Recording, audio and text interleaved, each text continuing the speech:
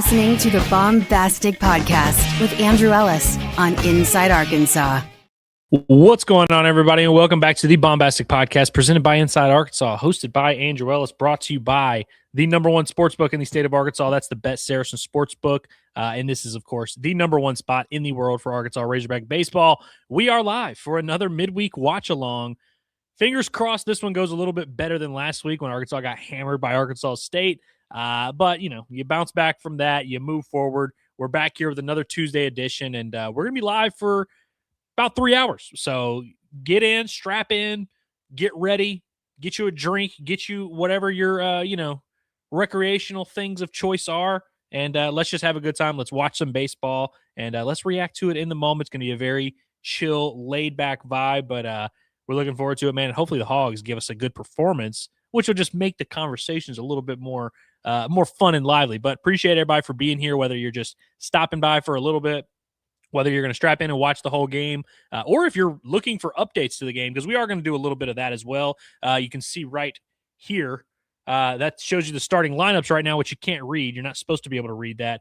Once the game starts, that will flip over and turn into the scoreboard. So you, at the very least, you can use this for score updates. Just hop in, look at what the scoreboard says. That'll tell you. But, of course, we're going to be recapping all of the action and just kind of seeing how everything goes. But no matter what, get your questions in, comments, whatever.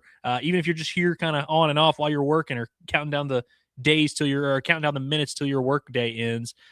We are here to hang out, talk baseball. So appreciate you guys for being here.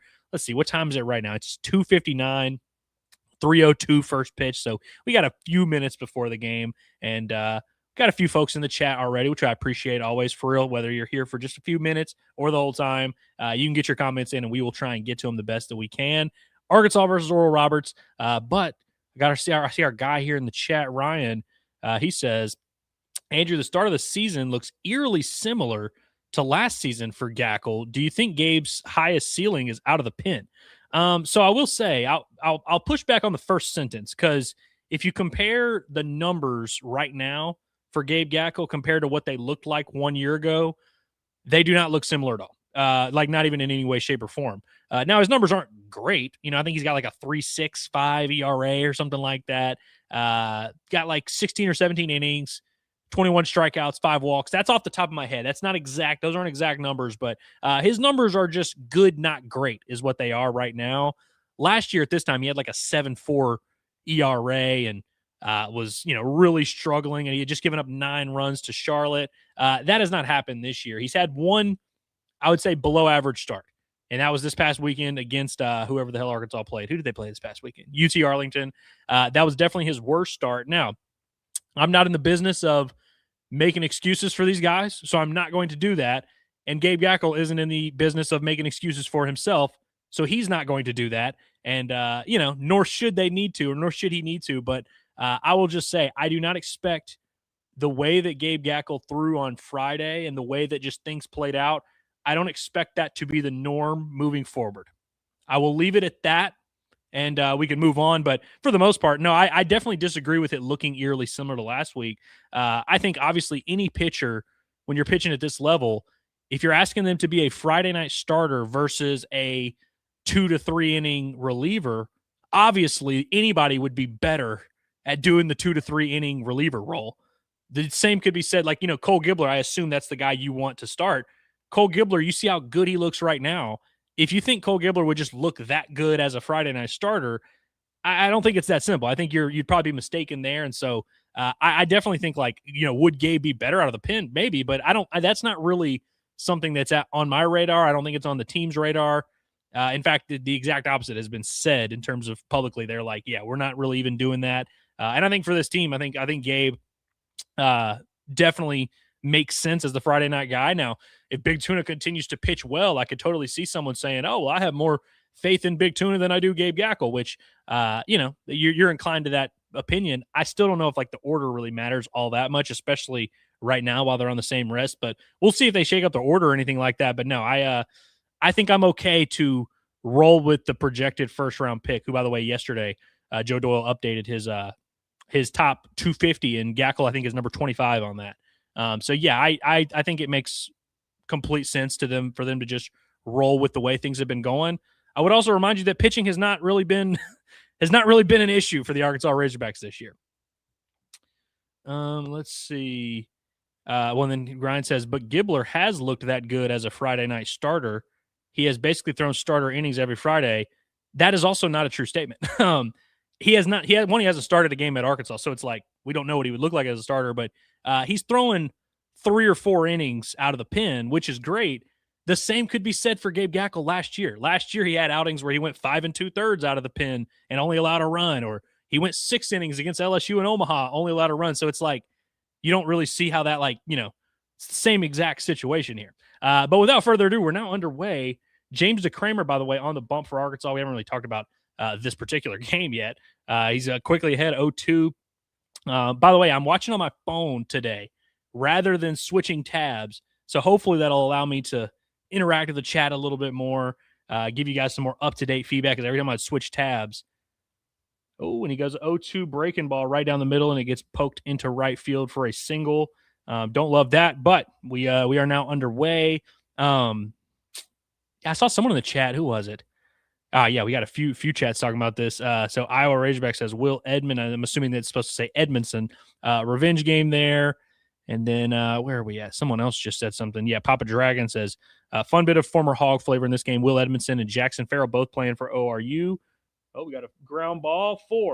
4-6-3 double play. Wipes that one out. Just gets a fastball outer edge, pokes it right to the second baseman. 4 pitches, 2 outs now for James DeCramer. Good stuff there from Kojal, Brumbaugh, and Robinette. You got Jackson Farrell, the starting pitcher for Oral Roberts today, a left-handed pitcher that spent his first season in college at Arkansas. Don't believe he pitched in a game, but moved on. Now he's playing at Oral Roberts. You're also probably going to see Luke Williams from Owasso, who he had been the midweek starter for Oral Roberts. Don't know why he's, I haven't really even looked at how his outings went, but I know he was the midweek starter before. I believe this is Farrell's first outing of the year. So I don't know if he's come back from injury or something, but makes, kind of interesting that he's making his debut here now at his former school. But yeah, Luke Williams was an arm that I really liked. I guess was that last year he was on the team or the year before? I guess it was last year. And I remember thinking like, man, I know he only throws like 89, but this dude's a lefty that knows how to pitch, can mix speeds, can fill up the zone. Not a very big guy and doesn't throw particularly hard, but I was like, man, he could be like a Stone Hewlett left on left type of guy. So it'll be interesting to see him in this game. I'd imagine, of course, those guys will be motivated to kind of show Arkansas, hey, strike 2 from James DeCramer. By the way, speaking of, people who pitch sick a little bit, James DeCramer last week was pitching pretty sick on Wednesday for Arkansas, was throwing up between innings, and he still was very effective. Went 3 2/3. Ooh, looks like maybe an E5 on TJ Pompey. You might rule that a single because it was hit pretty softly. He would have taken a pretty good play to get him, but it was a slow roller over there to third base, and TJ Pompey, who's back in the lineup, hitting 9th. I think this is probably going to go down as an error. Which I think, because if he makes that play, he's out by a mile. Yeah, I think that's going to be the first error for TJ Pompey. Just not what you want to see whenever he took a couple games off. Then he makes an error right here. And, we're waiting for the bat to get going. And now here he does make his first error. But that was a good sign for Carson Brumbaugh, who made his first and second errors of the season on Sunday. And it was also his first and second extra base hits of the season. So maybe Pompey, that's all he needed to do was just make an error. Now that'll get the bat going. We'll see. Let's see what we got going on. My boy L says I need a double monitor setup. Yeah, I definitely could afford to spice things up a little bit. It really only is this situation that I would need a double monitor, because there's really I know I work in media, but there really are rarely situations where I need one monitor, let alone 2. This is one where it would help, but low key, this isn't too bad of a situation. I'll be good. Ryan makes a good point here. He says, DeCramer is overqualified for a midweek starter. Is this an audition for a more important role? Our pen needs more work. Well, I think, honestly, perhaps a little bit of an audition. I think this is more about he's an important arm for you, and he just gives up a 2-out single there up the middle. Had a couple of 2-strike pitches that have just caught way too much of the zone. But I think this is more about just getting him work. He threw a few innings last week in the midweek, which is nice, but he's a guy that they would like to have on the weekend. Hasn't really worked out that way. I think Tate McGuire is probably going to be someone that throws in this game, again, just to get work, just to make sure you're staying loose. I think both McGuire and DeCramer are guys that, could start, could close, could be kind of hybrid reliever type dudes. And so I think it's more about just getting them reps, getting them experience. We'll see if Peyton Lee gets back out there today. I would love to see him get some more opportunities as well. I hope they don't just, give up on him entirely after one bad outing. I don't know what they're going to do from a pitching standpoint, because Ethan McIlvain's another guy that has thrown in Arkansas's 2 midweek games, and he's thrown outstanding. And the way he's throwing, you're like, dude, no way should Ethan McIlvain be throwing in midweek games. But it hadn't really worked out that way on the weekends. I'd imagine Jackson Kersher, who we have not seen since opening weekend, I would be stunned if he didn't throw in this game today as well, because he hasn't thrown, and he was one of those guys that they were planning on using him last week on Tuesday or Wednesday, but he was one of the main guys that got sick, and I think he was actually even diagnosed with the flu. They had a lot of guys coughing, a lot of guys throwing up, a lot of guys feeling weird. Only a few were actually diagnosed with the flu, and Jackson Kersher, I believe, was one of them. And so, kind of unfortunate for him. They decided to not throw him on the weekend, let him kind of build his strength back up. But I'm excited to see him. So I think today that is going to be kind of a theme you will see of a veteran guy kind of getting some work in a role that he's overqualified for, but, they need the work. You get a ground ball back to DeCramer, by the way. That will end the top of the first. So you're looking at, you had Edmondson grounded out, or let's see. You had a single to start on an 0-2 breaking ball. Then you had a first pitch fastball that was grounded to second base for a quick double play. They ruled it a single to third base, not an error on TJ Pompey. I don't know if I agree with that ruling, if I'm just being frank with you. And then you had a single up the middle on a 1-2 fastball that just caught too much of the plate. And then a 1-2 breaking ball was grounded back to James DeCramer there. So let me see if I can get this scoreboard a little bit more centered up here so we can see. Yeah. Let's go right there. There you can see that 0-0 bottom one. Nobody on like that. Also, let me get Ryan's comment off the screen. Okay. Appreciate everybody for, I see Andrew Smith here. He says, I got the game on one screen and Ellis on another. Let's go. That is the way this is supposed to work. Appreciate you doing that. And yeah, I can't stream the actual game on here. All I can do is just tell you what's happening. But that's kind of the idea that we were hoping for here. And then our guy Logan says that I'm on the big screen today. Love that. I wonder if does he have the game on the small screen, or is it just straight up me? But yeah. So yeah, here's Jackson Farrell, big old 6'4" lefty. And I guess he and Luke Williams were both freshmen last year that did not pitch at Arkansas and then transferred. And then, now we're going to get a lot more opportunities here. Both not bad, man. Neither one overpowering by any stretch of the imagination, but just two guys that know how to pitch, competitive, and should do a good job for Oral Roberts this year. And again, I think they'll be pretty motivated against their former squad. Look at the Razorback lineup, by the way. You got Ruiz, Helfrich, Kojal, Aloy, Robinette, New, Stewart, Brumball, Pompey. A few quick notes. Kahil Aloy in right field, Stewart DHing, which is not terrible. I mean, they had Stewart in right field, Aloy DHing. I guess they just want to get Kahil some reps there. Helfrich continues to be behind the plate. Yeah, I mean, I guess he's just going to catch every game this year, man. Tough. We will see how it goes. I really would love for them to get Helfrich a day off every now and then. I mean, I know they got other opportunities. Maybe this weekend you can get one. If you end up playing 4 games in 3 days or something like that, because there might be a doubleheader, you got to get him some rest at some point. I see this comment here. So this is from Hart Irby. Says, do you see Tate McGuire taking a step forward this year? Feels like he's got good stuff, has just been unlucky. Could be wrong. So I saw your comment yesterday I just actually literally an hour before the show started. I responded to your comment from yesterday's show. But yeah, no, 100%. Tate is a stud. And him not pitching this past weekend is similar to some of these other guys where, it's not because they suck. It's not because they don't like Tate McGuire or they don't trust Ethan McIlvain. I just think it's kind of the way it played out. And so he's in this group of a lot of veteran arms that are going to end up throwing in this game that are weekend arms and that are going to be big parts of the staff. Tate in particular, I mean, I feel like we saw how good he could be opening weekend. He throws 5 perfect innings opening weekend against Arkansas's best opponent so far, TCU. So I feel like Tate's definitely earned his stripes. He's got some nice experience. the stuff is pretty good, but the command has been really good here lately.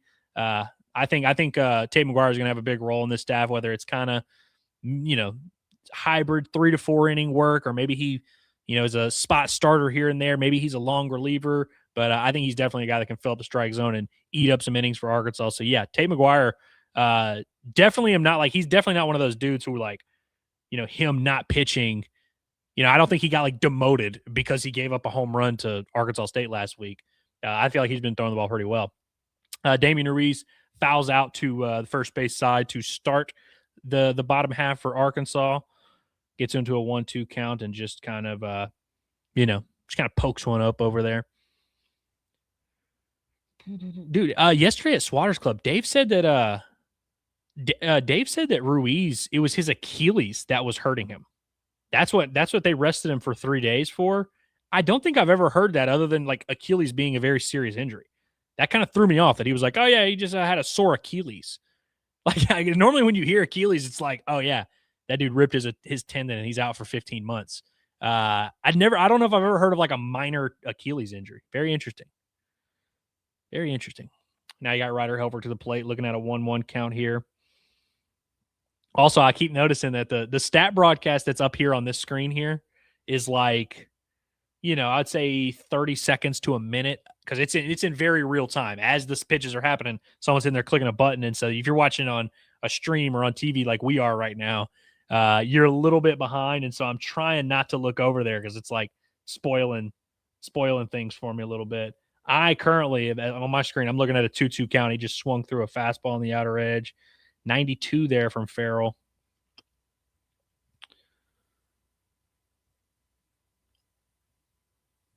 Ryder Helfrich hits a fly ball that is probably going to get caught. I lied. It went into the stands. So he stays alive there. Also, I'm seeing Colin says Achilles tendonitis, and then Gage Morrow says calf strains can lead to sore Achilles, which is what Kingsley, our guy, saying. Which shout out to Kingsley, by the way. I meant to text him earlier today. Sore Achilles like a calf strain. So maybe it's more common than I realized. I guess it just, what threw me off is I didn't know what Damian Ruiz's injury was that held him out for a couple games. I didn't care too much because I got the vibe that it was a fairly unserious thing. But yesterday he was his Achilles was hurting him, and I'm like, whoa, what? I just did not realize that. But I mean, he's been back out there for a couple days. Was pretty good over the weekend, especially in games 2 and 3. And seems perfectly fine out there. Helfrich's fouled off a few pitches now, so we're at, let's see, I don't know how long that first at-bat was, but this is a 6 or 7 pitch AB right here. Fastball, outside edge, does not get the call, going 3-2. So we're looking at this is what we call a quab here. This is a quality AB, no doubt about it. You fight off a few pitches, you're making the pitcher work a little bit more, you work at 3-2. Fouls off another one, so still looking at 3-2.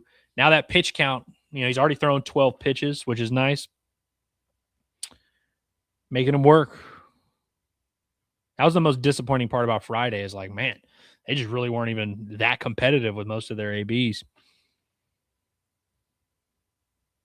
And then Ryder Helfrich smokes a single, gets a breaking ball over the heart of the plate, smokes it into left field for Arkansas's first hit. Oral Roberts had 3 hits in that first inning.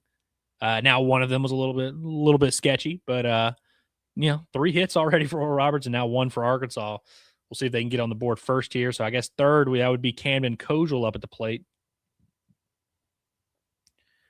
Good old Armadillo Cam, who is, he's swinging it extremely well. Hitting 381 so far, I believe. OPS is 1.1395 OPS. Sheesh. Left on left, takes a breaking ball, strike one. I was reading, so shout out to overslot.com, Joe Doyle, our guy, who we've had on the show before, absolute stud. I would say the best draft guy in the biz, if in my humble opinion, and that's not even just because I'm buddies with him. I genuinely think he's I respect his opinion more than pretty much any other draft guy. Not that they're all good, they all do good stuff, they all follow it deeply, but I definitely listen when he speaks. He was talking about Helfrich the other day in his update. Ooh, Camden Kojal hits a ground ball through the middle. It gets through for a hit. Helfrich going to third. The throw comes into third. It's not in time, and that's going to let Kojal. Yeah, that's going to let Kojal get up to second base. So I believe they'll score that a single and advanced on the throw. But second and third, one out for Arkansas. A little runners in scoring position opportunity. But what I was saying about Helfrich and Joe Doyle is in his update, he kind of mentioned that, like, because you kind of think when you're thinking about these prospects, you're thinking of the best case, worst case scenario.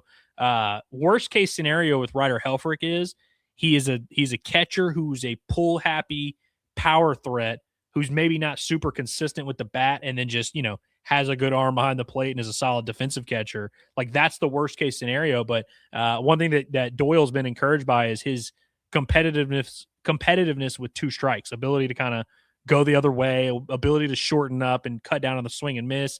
Obviously, you sacrifice a little power when you do that, but that's, when you get into a 1-2 count, that's when you're okay to do that. And so there's been some nice trends with Helfrich in that regard. I mean, that was an example of it there in the first inning. He's done a really good job as a two-strike hitter, especially when runners have been on base. All right. Had a fastball miss upstairs and a breaking ball miss downstairs to Kahio Eloy, who has mastered the art of patience this offseason. He's now the most patient hitter this world's ever seen. Not really, but, there's been a lot of takes this year where I'm like, oh, wow, I did not expect Kahio to take that one. In fact, I would have expected him to. Ooh, gets a breaking ball on the outer edge. Even that is an example of like just a good take where it's like 2-0. If you try and put a swing on that one, you're probably popping that one up. Understand your situation, understand the stakes, and, just make that pitcher keep executing pitches to you. Oof, swung through a fastball that I feel like was maybe a mistake pitch. Kahio in a 2-1 count was thinking big fly. All right, 2-2, runner on second and third, one out. Shorten up and get a job done here, kid. No longer can be selfish.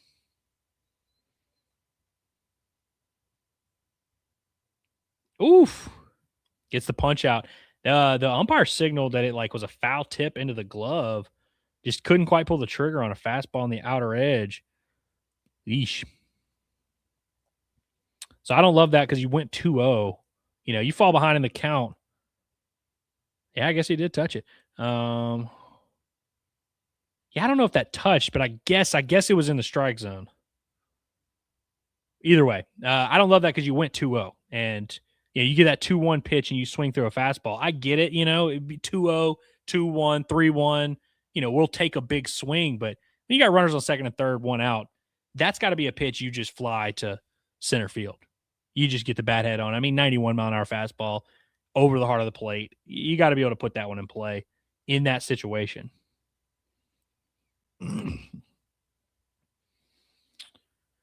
Ryan says Moore and Stovall didn't have the kind of junior season jumps that a lot of people expected. Do you think Kojal breaks that curse? Well, I think a lot of other people have broken that curse. Moore, see, the thing with Moore is he overachieved in his sophomore year. If we replay Robert Moore's sophomore year, there are zero scenarios where he hits 16 home runs. He kind of just caught a power stroke on a different level that, frankly, I just don't think was sustainable. And so he had his breakout as a sophomore. And really, if you even go look at that, he did a lot of beating up on non-conference pitching. Like in SEC play, I think he hit 210 or something like that. So Moore's was more like that. These are just three very different situations, very different players. But that's what I would think. If I were to explain Moore's drop-off his junior year, I would say that was more him kind of just getting back to who he really was, which is a nice player, 250, 9 home runs or whatever, good defender. I think his sophomore year was just kind of unsustainable. In terms of Stovall swung at that really well his junior year. I know he didn't hit a ton of home runs, but I think he hit 330 or something like that. And he missed, if you remember, the first 2 months of the season or something like that. So Stovall, he went from hitting 250, 255 as a sophomore, which I know he was banged up and playing through injury. But if you go back and look at his numbers, he was a lot better his junior year compared to his sophomore year. And Stovall, nice player and all.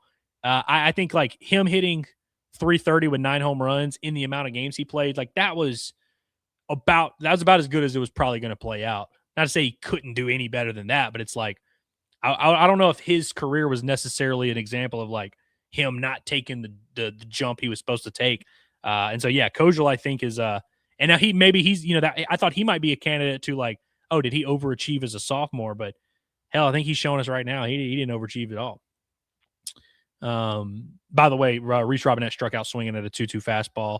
Arkansas strands a couple in the top or in the bottom of the first. We'll see if DeCramer comes back out. So they had 2 hits. So 5 hits in that inning between the two teams and 0 runs. A little bit of a weird one there. Also, let's see if I can get this stream. Stream looking good. Man. I wonder how many people are watching. Is there anybody in a cubicle watching right now? Maybe don't snitch on yourself too bad if you're using your government name, but we got people that are just chilling in the office watching this.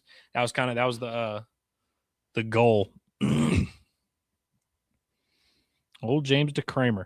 Back-to-back years, Arkansas's had an Oregon State transfer emerge as a very solid multi-inning option.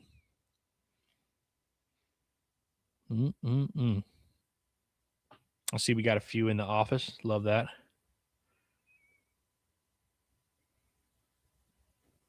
Yeah, DeCramer. I feel like DeCramer should go like 4 innings here. 4 innings sounds about right. Throwing 100 pitches. But it's nice to see him get some work. He's also just one of those dudes, like, he has a little bit of a high-effort delivery, but it's like kind of 3 to 4 innings is like the sweet spot for him. It's like when he gets a roll, he can really get in a rhythm. And so I definitely think he's a guy that's going to have some like weekend games where he goes 2 to 4 innings. It's another strike. And what he's done so far this year, really in Arlington, his first inning in Arlington was kind of shaky. Command wasn't great there, but then he was better in his second inning. He just filled up the strike zone, man. I see Ryan says, who's first up in the pen? Would like to see Dawsett today. Yeah, I think Dawsett could very well, especially if there's like a save situation. I think you probably could see Dawsett there.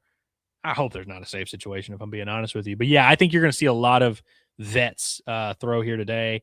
Who knows? Maybe if things get out of hand, you can start seeing, Joey Lorenzini make his debut. Would love to see that. I think if any freshman were going to pitch today, I think it would be Joey Lorenzini. Brissy threw on Saturday. Not that he's healthy and available, ready to go. But with him getting a couple innings on Saturday, I think you go a different, maybe you throw Peyton Lee in there. I don't know. I was a little surprised that Peyton Lee didn't get the start, which, by the way, James DeCramer just got I believe his first punch out, a little breaking ball down on the way, well executed and up ahead in the zone, or up ahead in the count.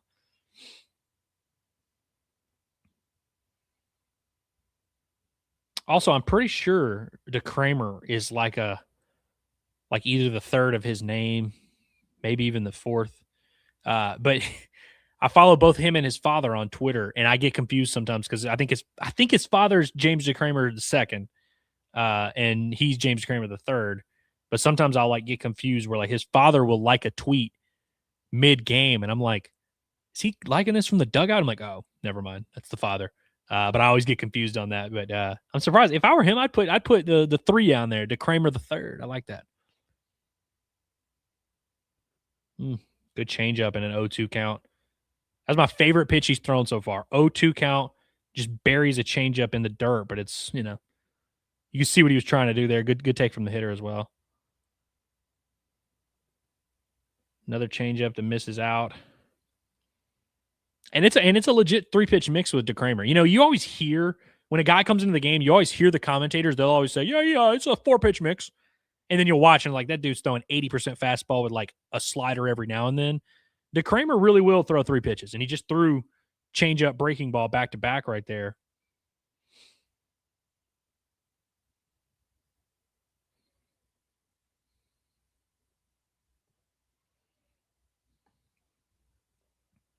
Yeah, well, David, what threw me off was that his dad's Twitter name, I'm fairly certain. Oh, didn't get the call there.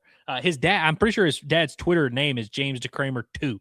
It's not Junior, it's the 2 Roman numerals. And so sometimes I see it and I'm like, James DeCramer the third, but it's not the third. That's what's been throwing me off there a little bit.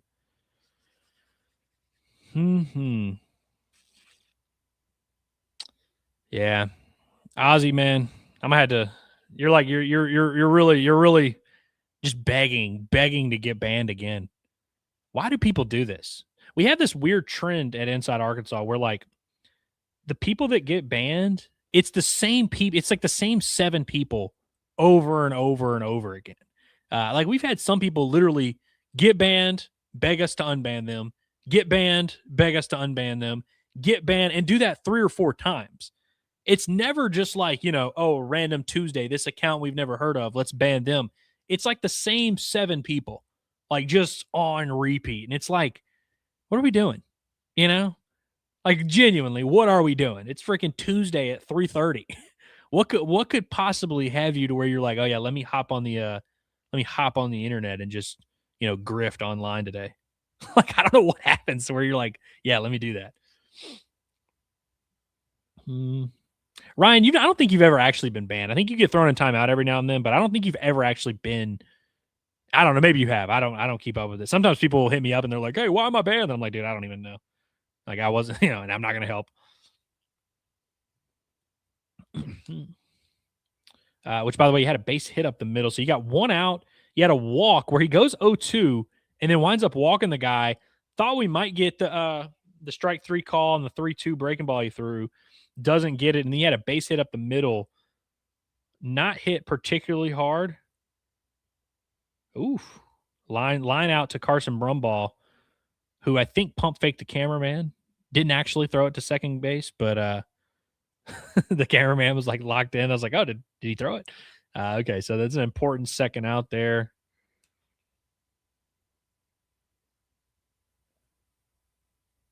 Oh, man, he might have had a play. Probably wouldn't have got him. And probably, honestly, best to not throw that ball away.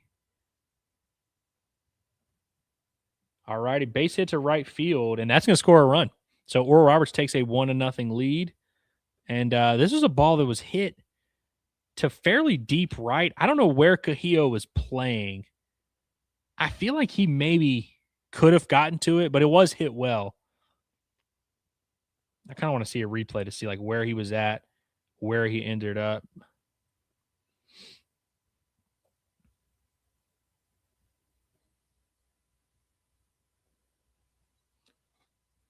All right, he's playing very deep, like kind of no doubles defense. Yeah, I don't know. He probably wasn't, didn't really have a real chance to get there. We'll see if DeCramer can limit this because now he's given up like 5 runs or something like that. Or 5 hits, I should say. Only 1 run. But yeah, if he gets out of this with 1 run, well, I feel like you got to take that as a win. Little chopper to the right side or left side. DeCramer does a great job fielding his position right there. So back-to-back innings, he finishes the frame with a ground out back to him. So Oral Roberts making some things happen. They haven't hit a ton of balls like super hard against him, just kind of finding grass here and there, which we saw happen last week to Peyton Lee, and then he eventually gives up the grand slam. DeCramer has not given up that one big swing that like clears the bases and really breaks this thing open. He's able to dance around it a little bit. So just someone will look at his final line and be like, holy cow, 5 hits in 2 innings. This dude was getting shelled. It wasn't really that way, but kind of had a little bit of tough luck there. I don't think Cahillo had a chance to catch that ball in right. It was hit pretty hard. It was probably the hardest hit ball he's given up so far. But you limit it to 1 run, and now it's time to get these bats going a little bit. Had 2 hits in the first, couldn't get them through. 0 for 2 with runners in scoring position, I guess is what that would be.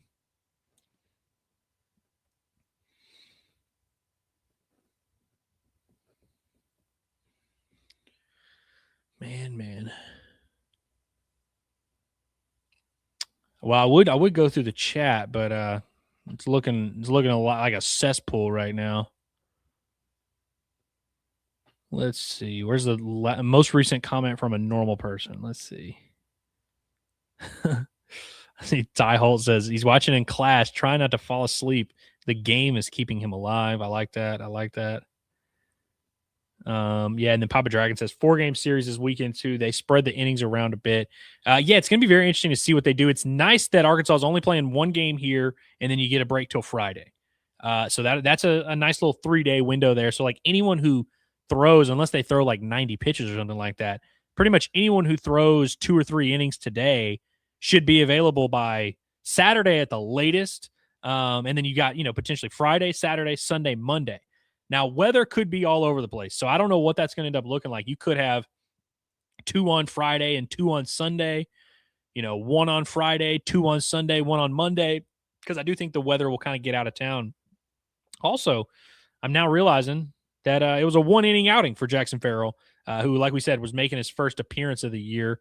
They're going to a right-hander, Keaton Ruthart, who's thrown a 3 1/3 so far this year. I guess this is going to be just one of those kind of just everyone gets an inning or 2 type of games for Oral Roberts, but we'll see how it goes. Right-handed arm.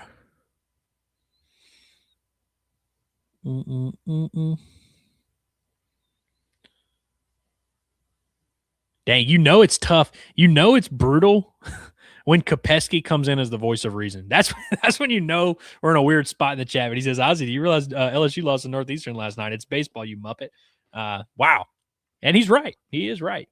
I saw a few, and Micah New pops one up. Is that going to get out of play? Yeah. I saw a few like opposing fan bases, Arkansas, Tennessee, and a few others that were like really doing a victory lap over LSU losing to Northeastern last night. And they played like absolute dog shit, man. It was horrible. I think they made 4 errors, had like 10 walks or something like crazy like that. They were horrible. And so a lot of people were kind of like making fun of them, but I'm like, I just don't know if this is necessarily the time to like dance. I feel like LSU's probably going to figure it out and be pretty good. In fact, I think LSU might be the safest bet to be good in the SEC, besides maybe Texas, because their pitching staff is so good. And honestly, Arkansas would not be too far down that list. But yeah, it's like you just kind of look at the lineup, you look at the rotation, or in their rotation, LSU's is kind of it's not nearly as good as it was last year, but the depth of their pitching staff should be pretty good. But when you get in these midweek games and start throwing some dudes that don't have a ton of experience and are kind of shaky, some of those guys that LSU had last year that were sucking in midweek games are now dudes for them. Like William Schmidt is their Sunday starter. He was horrible last year as their midweek starter, but now he's kind of figured it out a little bit. Oh, Micah New swings at ball 4. He's in a 3-1 count. Gets an elevated fastball, swings through it. That would have been a very important. It'd been nice for Arkansas to get that leadoff guy on right there. Still have a chance, but I would have loved a leadoff walk from Micah New.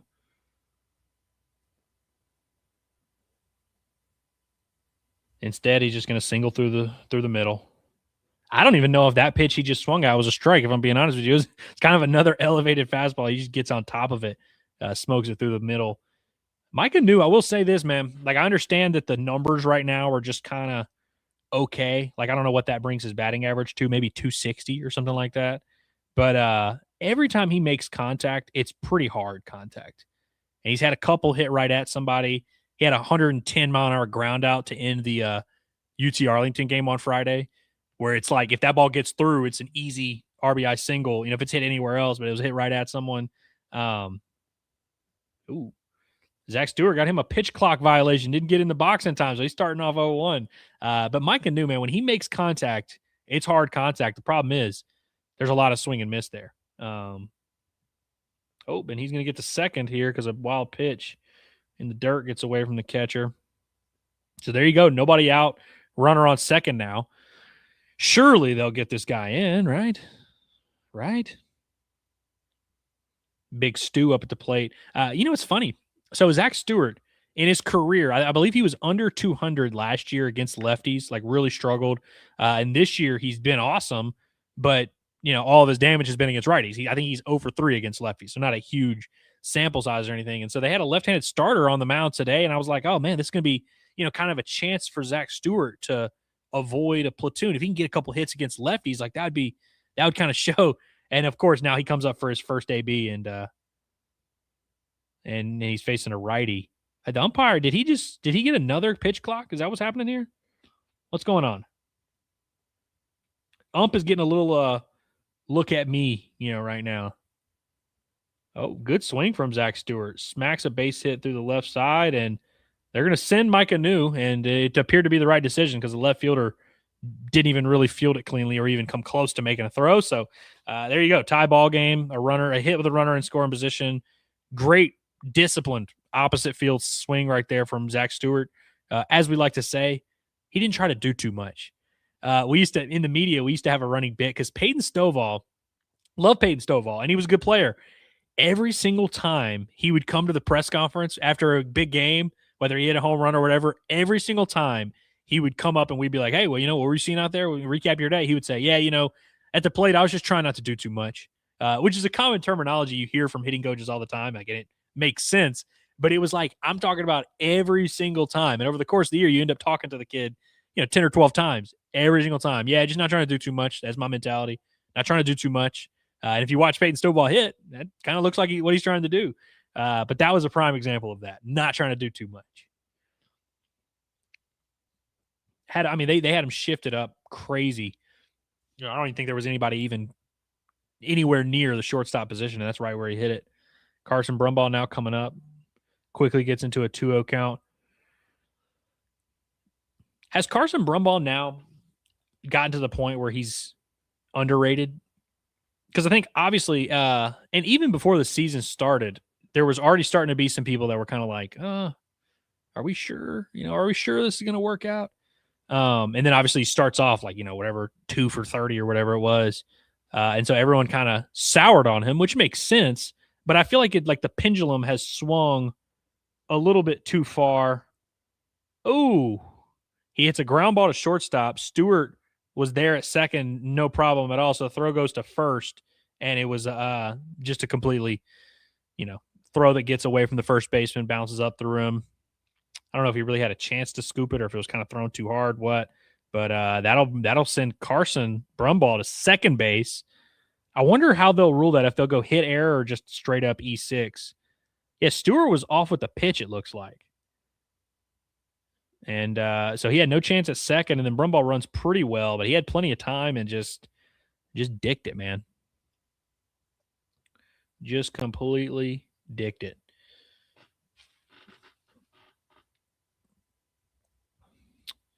All righty, so second and third, nobody out. TJ Pompey. Mighty TJ at the bat. And he swings at a breaking ball outside the zone.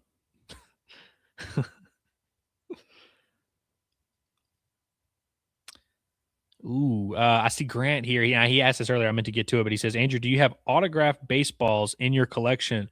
I do not, if I'm being honest with you. I don't have much. What's back there, though, if you can see that, like right beside the helmet, you see this helmet right here? Right here, this is a signed Darren McFadden. Fly ball. Is that going to get deep enough? I don't think it is. Yeah, TJ Pompey pops one up to second base. That is not going to get the runner home. It's a tough one. But that's a signed DMAC, picture frame. So that's pretty cool. I don't think I have much signed stuff anywhere, if I'm being honest with you.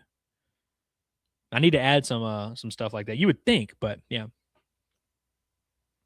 I've got all kinds of random crap laying around here, though. I got a Kevin McReynolds card over here. What else we got? Y'all ever heard of this cat right here, Hagen Smith? All the little toys they give us all the promotional gifts they give out at Baum, I just hoard them and collect them all. They gave out this card pack the other day at the games. It's got a Hugo Bezdek in there. Oof. Okay, so Damian Ruiz. So now he had second and third with nobody out. TJ Pompey pops up to second base. That does not get a run home. Everybody just has to stay still. Damian Ruiz hits a ground ball to, I believe, the third baseman who came over and got it. Stewart just sends it home. Throw comes home. Catcher can't quite corral it. Yeah, did the third baseman field this one? Yeah, it was a ground ball hit okay. And then just a bad throw to the catcher. I think even a decent throw gets him there in time. And so Stewart has like a collision. Ball gets away, kind of bounces off the catcher's chest and gets away. And so that'll get Arkansas' second run home. And now Damian Ruiz steals second base. So Hogs are not like raking right now by any means, but they're making things happen, forcing them to make plays, I guess. Second and third, one out still. It's a 2-1 game, and this is already looking like a midweek game. It's got a very midweek feel to it. Helfrich fouls one back. Let's see. And then Grant says, I got you one. I will drop off at Blue Ember tonight for you. Can pick up tomorrow in Rogers. Well, I mean, that's very, very sweet of you. You don't need to do that. But I mean, listen, if you go to Blue Ember and they're cool with it, I just feel bad because I don't want them to have to hold my stuff for me or whatever. But I mean, I appreciate that. I'll gladly take any. I mean, I like throwing anything I can in this collection for sure. And then David says, Andrew, you won a 1994 National Championship Coke bottle. Yeah, I do. That sounds like something I'd be into. Hit me up. Send it my way. How'd you get your hands on that? Also, I'm wondering, is it a Coke bottle that says, 1994 National Championship? I kind of am intrigued by this. So let me know. Looks like Helfrich got walked, so that'll load the bases. Get them beer hats on, boys. Get them beer hats on. All righty.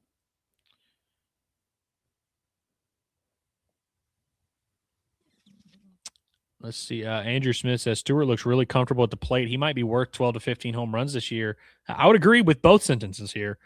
He definitely looks like a vet out there, which Dave actually said yesterday at the Swatters Club that, because Stewart, the thing is, Stewart wasn't that good in the scrimmages. He wasn't bad. In the fall, actually, he might have been a little bit bad, but he wasn't bad. He also wasn't great, which is kind of the same thing you could say about Damian Ruiz or TJ Pompey. And then, those guys have kind of all shown up at their varying levels. So it wasn't like a travesty that he wasn't in the lineup. And then Dave kind of basically made it seem like as soon as they put him in, they started seeing the at-bats and they started seeing the maturity. And we're like, okay, you can tell this guy's got, several hundred, ABs in his career. He's got 50 home runs or whatever it is in his career, which is nice. And then sometimes, I don't know, sometimes you just need to get under the lights and you need to be playing real games for it to really matter. Okay. My stream is trying to poo-poo itself out, but it looks like Camden Kojal is ahead in the count 2-0, at least on my screen. I don't know about y'all.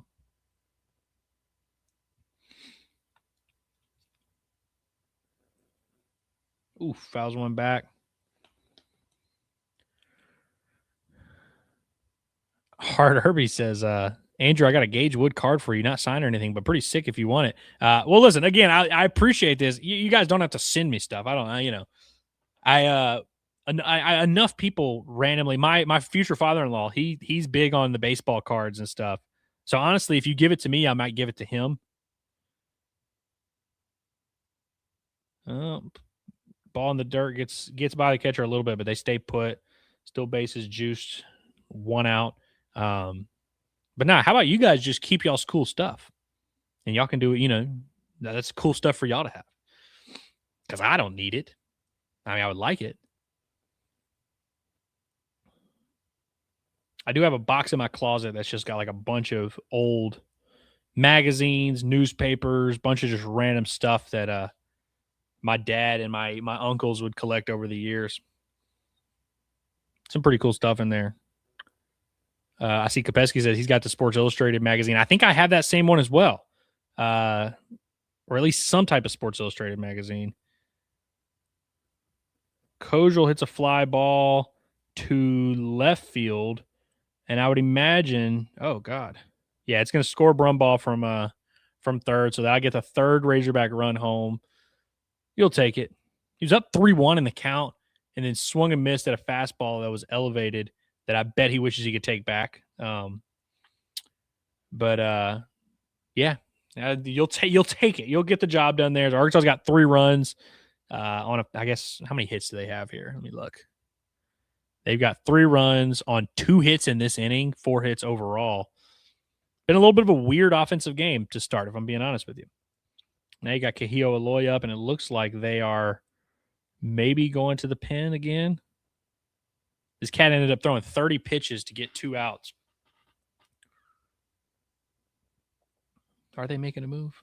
Yeah, they're making a move. Okay, so we will get a new pitcher, a third Oral Roberts pitcher in this game. I kind of like this, honestly. Sometimes you get into like, it can obviously help seeing the same pitcher for 5-6 innings. You can kind of start to wear them down, start to get into a rhythm a little bit. But I kind of like just having them be like, hey, every inning's a new inning. Every at-bat's a new at-bat. Just go out there, lock in. Doesn't matter what the stuff is. Just lock in and try and compete. I like that. Mm-hmm. So apparently, it would appear that Grant is just the plug for Razorback memorabilia. He says he's got 32 signed football mini helmets, and he got a Kevin Kopp signed baseball with a hog ball, Padres ball, and he shipped me a game used ball signed. Well, that's pretty sick. And of course, Kevin Kopps did that because he's an absolute stud. The coolest thing about Kevin Kopps is he is the most normal dude you will ever meet. Like he is, and he's actually maybe not normal because he's a little bit of like a weirdo. I mean, he's drinking beet juice, and he's a very like regimented, kind of like robotic almost human being. But he's just a normal dude, man. And so it's not surprising at all that he sent you a game used ball because he's a stud, man. So that's pretty cool, dude. Grant, honestly, man, now that I'm really thinking about it, you should maybe like open, like maybe collect it all, and like maybe we can get some people together. Let's like open a thing. Like maybe we just open some type of store where you can buy the stuff, or just it's like a museum, because I love this kind of crap. I really do. And I know there's a lot of other people that do as well. Yeah, I was talking about my father-in-law. My father-in-law's brother. Does that make him my uncle-in-law? I don't know, but I know he's big on the baseball cards, and he'll send them to people to get signed. I remember him telling me he got when Isaiah Campbell made his big league debut, he immediately reached out and got something signed by him, and so he's always in the market for stuff like that and going to the card stores. And there's so many card stores around Arkansas too. There's a really good one in Springdale. I forget the name of it, but it's on Sunset. It's a pretty cool little shop there with some nice little pro sports memorabilia. Dude, if y'all go to Omaha this year, there's a place. I'll have to look up the name of it because I want to go back this year. But there's obviously Omaha, there's a lot of College World Series stuff, but there's stuff from like every year of the College World Series. Yes, Cleves, I think is the name of the one in Springdale. Cleves is the one in Springdale. Love that place. That is the exact one I was thinking of. But in Omaha, I have to find the name because I've gone to it a couple times now, but this dude, and he like literally, there's not like prices on all the stuff. He's just like, you find stuff and you bring it to the guy and he's like, $12. You're like, all right, cool. It's a really cool little store, but there's like all kinds of like, if you're a baseball nerd, you can go through a little rabbit hole there, and it's a really cool little store in Omaha. So if you go see the Hogs this year, because they'll be there, you can go check that out. It'd be pretty cool. So Kahio Loy's up. He takes a strike down the, kind of down the middle, and then rips a base hit to left. Third baseman almost got the glove to it. Then it kind of kicks off of him and past the shortstop. I think that's a single, 9 times out of 10. It will be an RBI single as Damian Ruiz comes around to score. And that'll make it a 4-1 game. Good job there by Kahio, who had a really frustrating AB in the first. Bounces back with a nice swing here. Gets a breaking ball and just smokes it. He had to have hit that sucker about 105.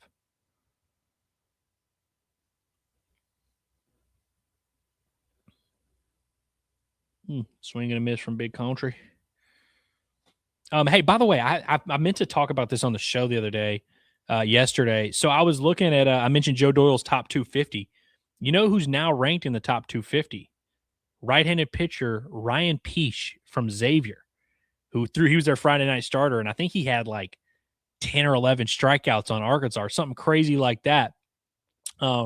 But Joe Doyle has been, he's been on their radar for a little bit. And after, the way he started the year, apparently he's had some injuries throughout his career. So he hasn't been able to throw for Xavier as much as he would like, as Reese Robinette grounds one to his counterpart over there at first base, and that'll end the inning. So Arkansas gets 4 runs on 3 hits in the inning. And, Had the benefit of an Oral Roberts error and then a fielder's choice coming home that helped them. But there you go. But speaking of, Xavier's right-handed pitcher, Ryan Peach, was already kind of on the draft radar going into the year just because he's got good stuff. And according to Joe Doyle, one of the best fastballs in all of college baseball.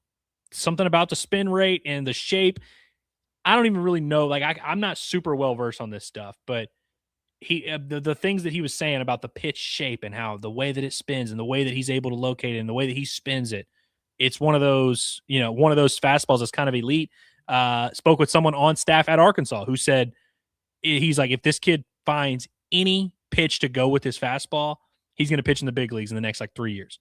They agree. They said a similar thing to Joe Doyle about the fastball shape and how it's just one of those pitches that you just don't ever see. It doesn't move the way you think it's going to move. And, if you have a fastball that has an average spin rate, your brain, after you see 2 or 3 of them, just kind of knows where it's going to be. And you kind of time it, and good hitters will make that adjustment.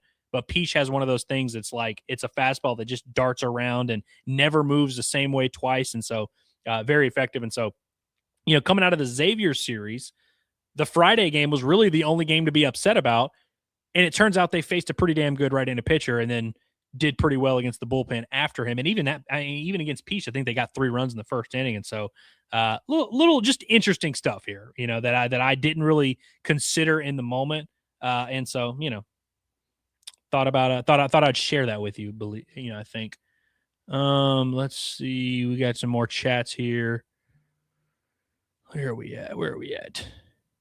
Ryan wants to know, Andrew, what is a better event, College World Series or Elite Eight, and why is it Omaha? So I've never been to an Elite Eight, so I couldn't tell you. I have been to a Sweet 16 and an Elite Eight, which is pretty much the same thing. It definitely depends on the context of depending on what city you're in. If you're in Greenville, South Carolina, and you're playing an 11 seed in the Elite Eight, well, that's probably not going to be a life-changing experience. San Fran was a lot of fun last year. San Francisco as a city, there's a lot going on. I liked it from the standpoint of there's just, we had a day off the next day because Arkansas lost, obviously. Went to Chinatown, went to the pier, had some really good seafood. There's things you can do there. The arena there in San Francisco is way nicer than I realized it would be. I had a great time. By the way, Ethan McElvain's in the ballgame for Arkansas on the mound. I love that, and I'm anxious to get back. I'm really excited. Hopefully Arkansas goes on at least some form of a 2-weekend run so we can get back to it. But it's a little bit more dependent on context. But Omaha is definitely it's like a bucket list. You kind of have to do it once, even if Arkansas is not in it, frankly. I just think it's the type of event. And Omaha, the entire city, is the College World Series. So I feel like that's it's just a different experience. They're kind of just, it's tough to compare the two things, but I'm hoping to go to the Elite Eight this year. Okay, quickly ahead, 0-2 for Ethan McElvain. And McElvain's another guy that we've been talking about a lot that has been outstanding, has pitched about as well as he could have through his first 2 outings. Both have come in midweek games, and now here's his 3rd outing of the year, comes in a midweek game. I think if things go according to plan, you're probably looking at 2 innings and then go on to the next one, just like they did with DeCramer, who threw, I think, 35, 37 pitches. Oh, Ethan McElvain allows a base hit to left field. 0-2 breaking ball that just caught a little too much. Kopesky says Mississippi State is going to be a tough first series. That in Baum. It is in Baum. That's going to be a lot of fun. That's the final week of this little homestand that they've been. It's an 18-game homestand that culminates there with that series against Mississippi State. Yeah, should be a top, 5, top 7 type of matchup. I think I don't know where they're ranked right now, maybe 3 or 4, but yeah, loaded transfer class. They had a really good game the other day with UCLA, who obviously is kind of, one of the top teams in college baseball, if not the top team. Mississippi State's going to be a fun one, man. It is going to be a fun one, and I'm looking forward to that one, man. I think we're gonna, it's not like the end of the world of whoever wins is, going to win the College World Series or anything like that. But I think that's a chance for both teams to make a real statement. Ryan says, does LSU stink? No, they don't stink. I mean, they stunk yesterday. Yeah, sure. But no, LSU doesn't stink. Like I said earlier, I think LSU is probably one of the safest bets to be good just because, they don't really have a weak spot in the lineup. Their lineup is just, there's a lot of veterans that have proven themselves. They've got a couple transfers to mix in there. The York kid's been playing pretty well. They've also got some young talent on that team. And the pitching depth. They've got about 9 or 10 really high-level arms. Now, some of them aren't super experienced. Some of them, and I definitely think they're worse than last year. I'll say that. I don't think LSU's, national title good this year, but I think they have a very high floor. They've got a really talented pitching staff that, you saw the young guys really out of the bullpen will come in throwing 98, which is kind of the case with Arkansas as well. But and it's why I also think Arkansas has a pretty high ceiling. But yeah, no, I definitely don't think LSU stinks.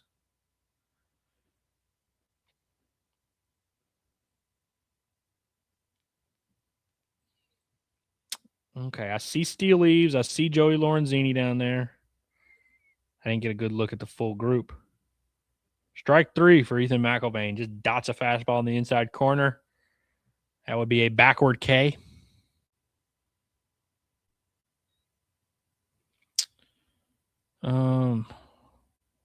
Let's see. I see the Ryan and Ozzy have joined forces.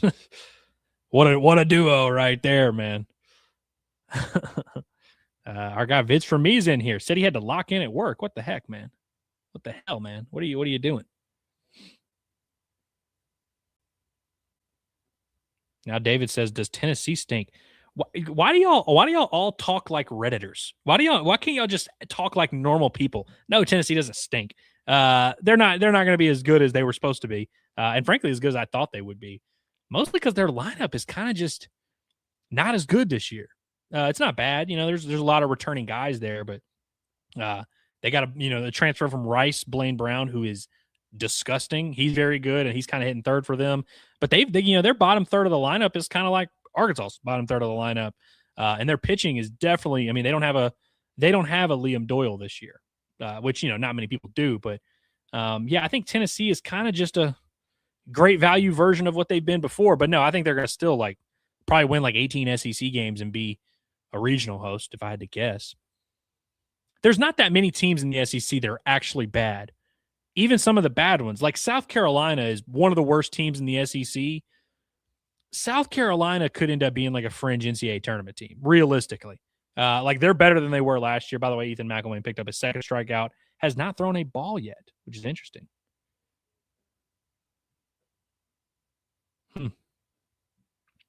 But yeah, there's really, I'm trying to think in the SEC, who is actually bad?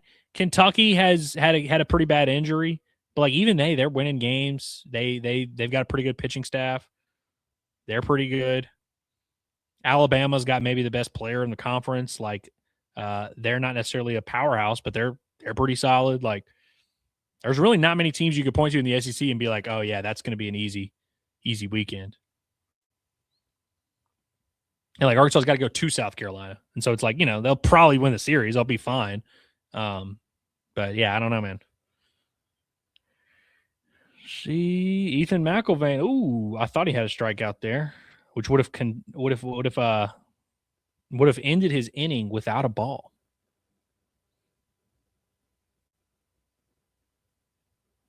Yeah, it's a little in.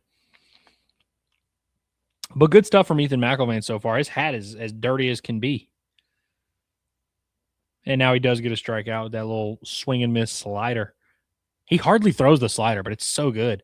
Yeah, love that. So 3 punch outs in the inning for Ethan McElvain. Do I have that right? Good stuff. Ethan McElvain's good. He is going to make some money this offseason.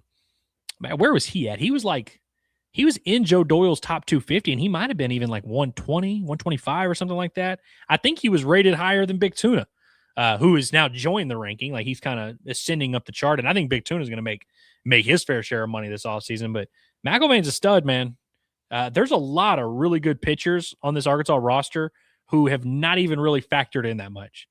Jackson Kersher's another dude who's, 96, 98, 6'5", throws a hammer breaking ball. He's good, and he is hardly even pitched. He has 1 inning this year. It's kind of crazy. Let's see. I love this question right here from Uneasy Jeffo Up. Love that.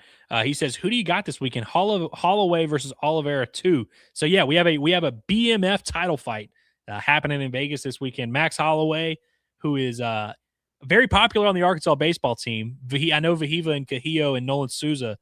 All three of those guys are huge MMA fans, and they are huge Max Holloway fans. Of course, he's from Hawaii, so maybe Hawk fans should be cheering for Max Holloway. But him versus Charles Oliveira, two Hall of Famers, two icons, two former champions. Holloway, the current BMF, the baddest MFer champion.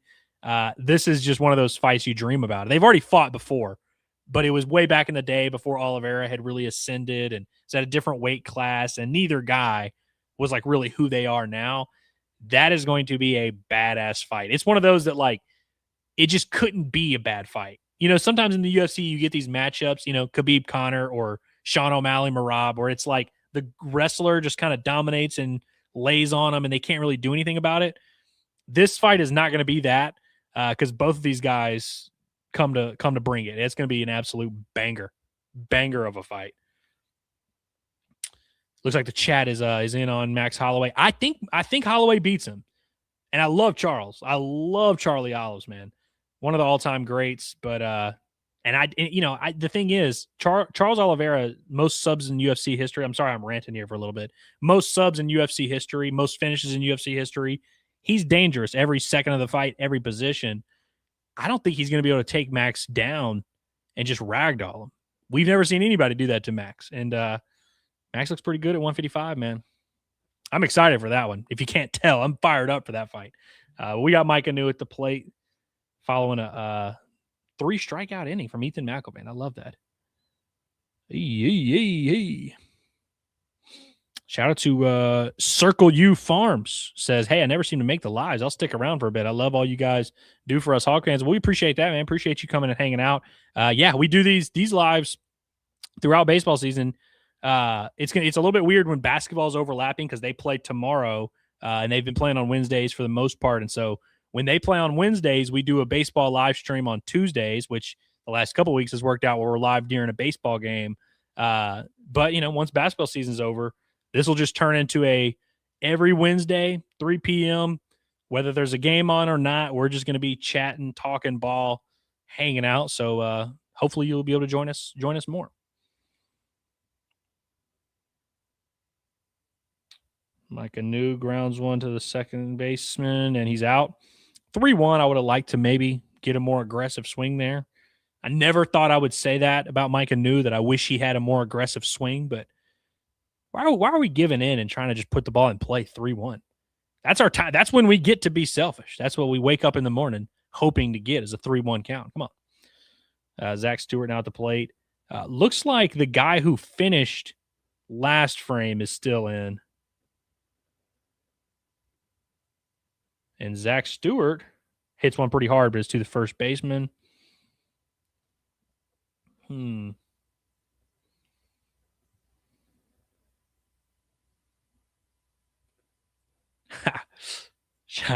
I see.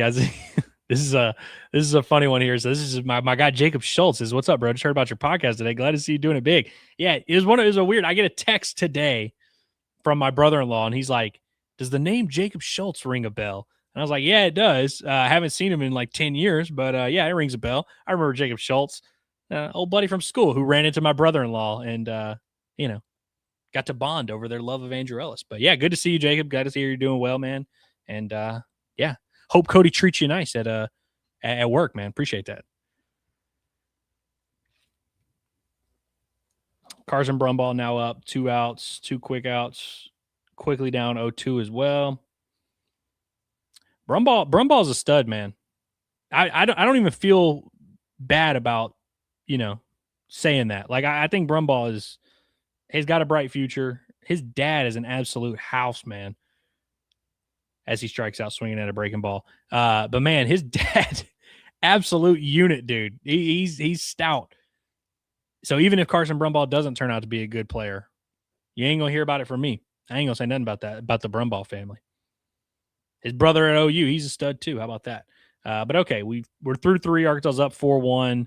Looks like Tate McGuire is coming into the game. So just 1 inning of work for Ethan McElvain. which, I'm sure you could look at that and say, well, I would have liked to see him pitch a little bit more. I think that's a little telling that they want him ready to roll for the weekend. I think he threw 16 pitches, something like that. Matter of fact, let me pull up those pitch counts real quick. This is going to ruin everything in the for the scoreboard here. What are we looking at? 34 pitches for DeCramer, 15 pitches, 14 strikes for Ethan McIlvain, who struck out 3. How did that other runner reach? Did they call that an error on TJ Pompey? Okay, so they didn't give TJ Pompey an error for the error he made earlier, but they are giving TJ Pompey an error for the ball that was hit like 104 off the bat. Interesting. Very interesting. Not complaining, just observing.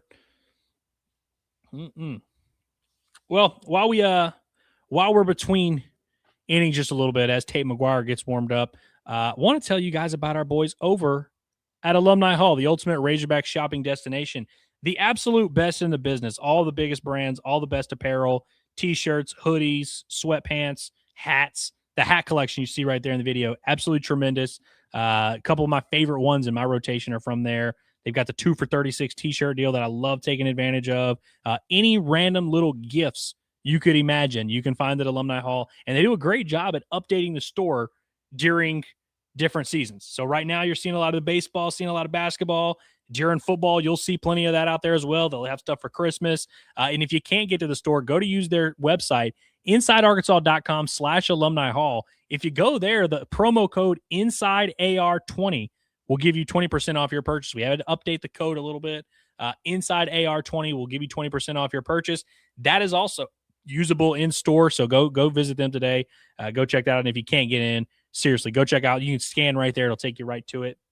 Inside AR20 for 20% off your first purchase. Let's see. H. Woo Zwu says, Andrew, how is it possible that Blaine Knight never made a major league appearance? Well, if you look at Blaine Knight's pro career, if you go to his baseball reference page, you can kind of see like he wasn't bad in the professional level, but every time he would get a promotion, he would usually get roughed up a little bit, and then he would kind of start to figure out a way to get guys out, and then he'd get promoted again, and then he'd get shelled again, and then he'd kind of start to figure it out. And that trend carried on until he got to about the AAA level. And once he got to the AAA level, it just was like a level that he couldn't quite get to, couldn't quite get over that hump. And so I think for his AAA career, he had like a 6.5 ERA and opponents hit like 295 against him or something like that, like a 1.9 whip or something crazy. And so, solid pitcher. We obviously respect what he did as a Razorback. But Blaine Knight, who was talented, he did have some pretty good stuff.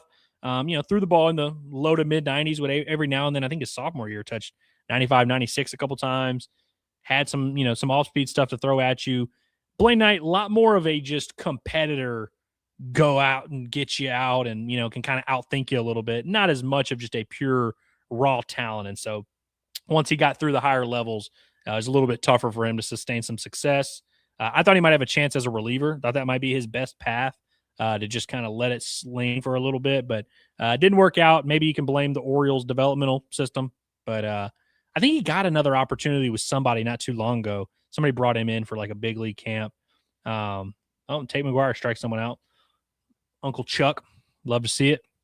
But yeah, I mean, Blaine Knight's a stud, but I think it played out he had his opportunities, you know what I mean?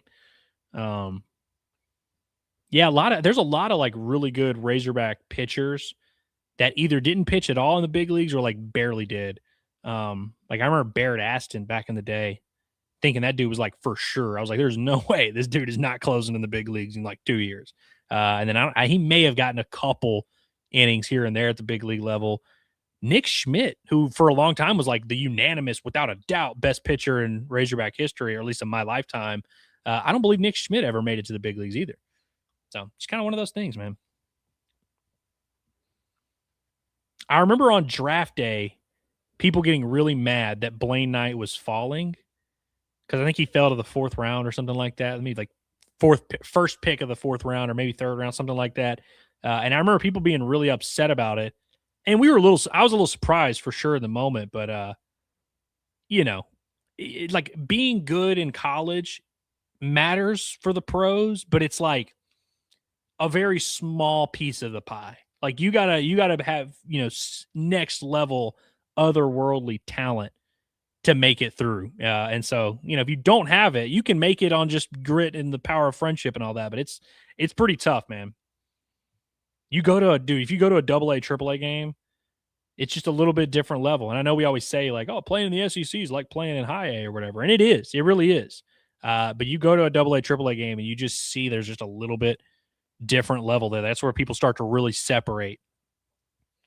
And so if you don't make it to the big leagues, it's because you didn't separate yourself in AA, AAA. That's pretty much how it works.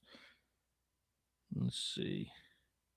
Ground ball to Brumball makes the play over to first base. That's 2 out now for Tate McGuire, who we were just talking about. I hope the Tate McGuire fans stuck around for the stream.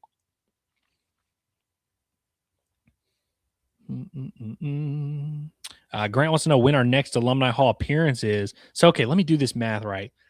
I feel like we go at the end of months. We go to Blue Ember the first Wednesday. I think it's the end of months.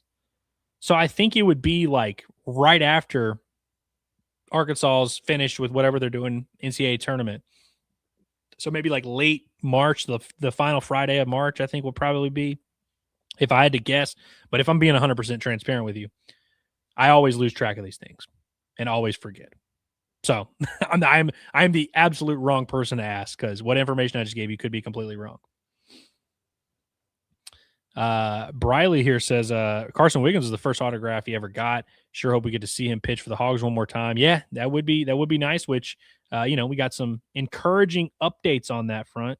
As there's a ground ball to TJ Pompey who makes the throw, and Reese Robinette, nice little pick job there at first base. But yeah, some promising updates on the Carson Wiggins front, which I feel very vindicated for. Not that I've been like, guaranteeing, and I still am not guaranteeing that Carson Wiggins is going to pitch, but all offseason, anytime I would even talk about Carson Wiggins, I would get shot down by whether it was media, fans, whoever. That would just be like, oh, he's done. He's not pitching. He's not pitching. He's never picking up a ball again.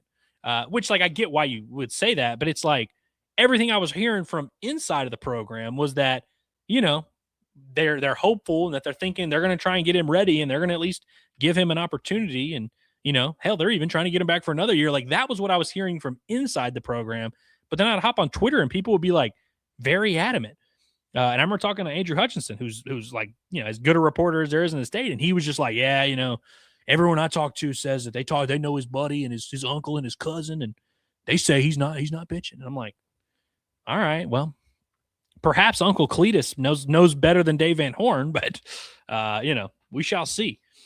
And listen, it's still early. There's a lot that has to happen between now and when he would get back on the mound, like in maybe that May range, but I know that they're at least trying. Like, that is at least the goal that everyone has, and Carson particularly, like, that's his mindset, is he's going to get back out there and pitch for Arkansas this season. So if it doesn't happen, that means something changed. You know what I mean? That would mean that there was, whatever. There's all kinds of different variables here. But as of right now, that I think is the expectation, man. Let's see. All right, Ozzy, I love you, dude. I really do, and I wish you the best. I do. I hope that you're able to accomplish what you need to accomplish, but it just ain't gonna be over here. It ain't gonna be with us. It is not gonna be an Inside Arkansas live stream. Yes, and the boys, yes, you are correct. He threw it. So he's been throwing bullpens for the last, I guess, few weeks. The first I had heard of it was I went to this donors meeting before the season, and Dave just kind of casually dropped it in. He was like, yeah, Carson Wiggins threw from a mound the other day. And I thought that was very interesting. And so I started blabbing my mouth, telling everybody I could. And even in that moment, I had people being like, no, you're lying. I'm like, all right, whatever. Then, a few weeks later, I guess it was at the Swatters Club the other day, Dave was like, yeah, he's continuing to throw bullpens. He's throwing from a mound. He's throwing 10 to 12 pitch, little mini sessions. And they're not, it's like 70 to 75%. I think Dave said the other day he was low 90s, and even at low 90s, they were kind of telling him, hey, take it easy, scale it back a little bit. He's not ramping up like he's about to pitch tomorrow or anything like that. but they're making some progress with him, and they're going to take their time and be careful. But he is throwing from a mound, which is a very good sign. And he was playing some catch at Arlington in front of fans too. So TJ Pompey up at the bat.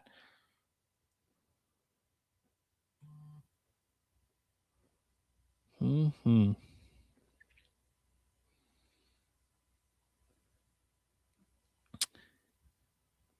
And then Papa Dragon says if they pull off bringing Wiggins back for another year, you have him and Gibbler in the rotation. Sheesh, that would be something. Now, Dave has been saying this for months now, and I still am just like, that's going to be a tough one for me. Oh, and TJ Pompey pops one up, and it might get out of play. Yeah, it'll get out of play. Okay. So he's still alive, 2-2. New pitcher on the mound for Oral Roberts, by the way, another righty. But yeah, Dave's been saying that for a while, and I still just like can't imagine that actually happens. But man, if it does, then yeah, they believe on staff at Arkansas, they believe that Carson Wiggins has like top 5 overall potential. And obviously they just coached a guy who is top 5 overall. So if there's anyone whose opinion I'm going to trust on what a top 5 overall pitcher looks like, it's probably Matt Hobbs. They feel like he could be that good. And so if he is that good, if he comes back next year and he's a top, let's say he's the 15th overall pick. He comes back next year, he's the 15th overall pick. He's signing for $3 to $5 million, literally, like $3 to $5 million. And so would he have to turn down some money this offseason? Yeah, but that would probably be money in the 1.5 to 2 million range, which is nothing to scoff at, as we know. But so, I mean, listen, if they really can sell him on the idea that, hey, you're that good and this is what we're going to have you do, that would be something.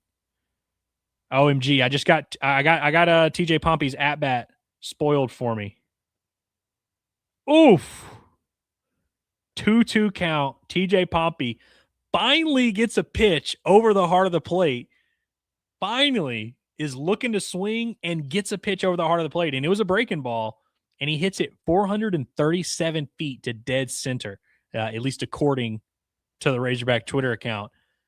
Boy, that had to feel good for TJ Pompey. Had to feel good for the Arkansas Razorbacks, who have been hoping to get him going. And, man, that was big time, man. What's funny is if you go back and watch this replay, and they're about to show it right here, that's a good swing there, but like clearly that's just like 2 strikes you're protecting. He wasn't thinking on that swing. That was just, let me get my hands to the ball. And boy, did he. I mean, that ball was absolutely pissed on. Man. TJ Pompey, man. There's a reason why, one that Arkansas dropped a bag and brought him in, but there's a reason why scouts love him, why he's still, even after his horrible start, is still getting a ton of looks and still getting buzz as like a 4th or 5th round type of pick. He hit 10 home runs as a freshman, hit 5 last year. We know it's in there somewhere. It's just a matter of will it come out on a consistent basis, which is still very much on the air, up in the air. Like, he might not have a hit the rest of the season, but man, that's a very encouraging sign just to kind of remind you, like, all right, we're not going crazy. This guy is still like, there's a good player in there somewhere. Sometimes you just need to get a pitch to hit. And he got one there, 2-2, sitting on a breaking ball, gets it, and does not miss it. Yeah, that was very encouraging. That fired me up a little bit.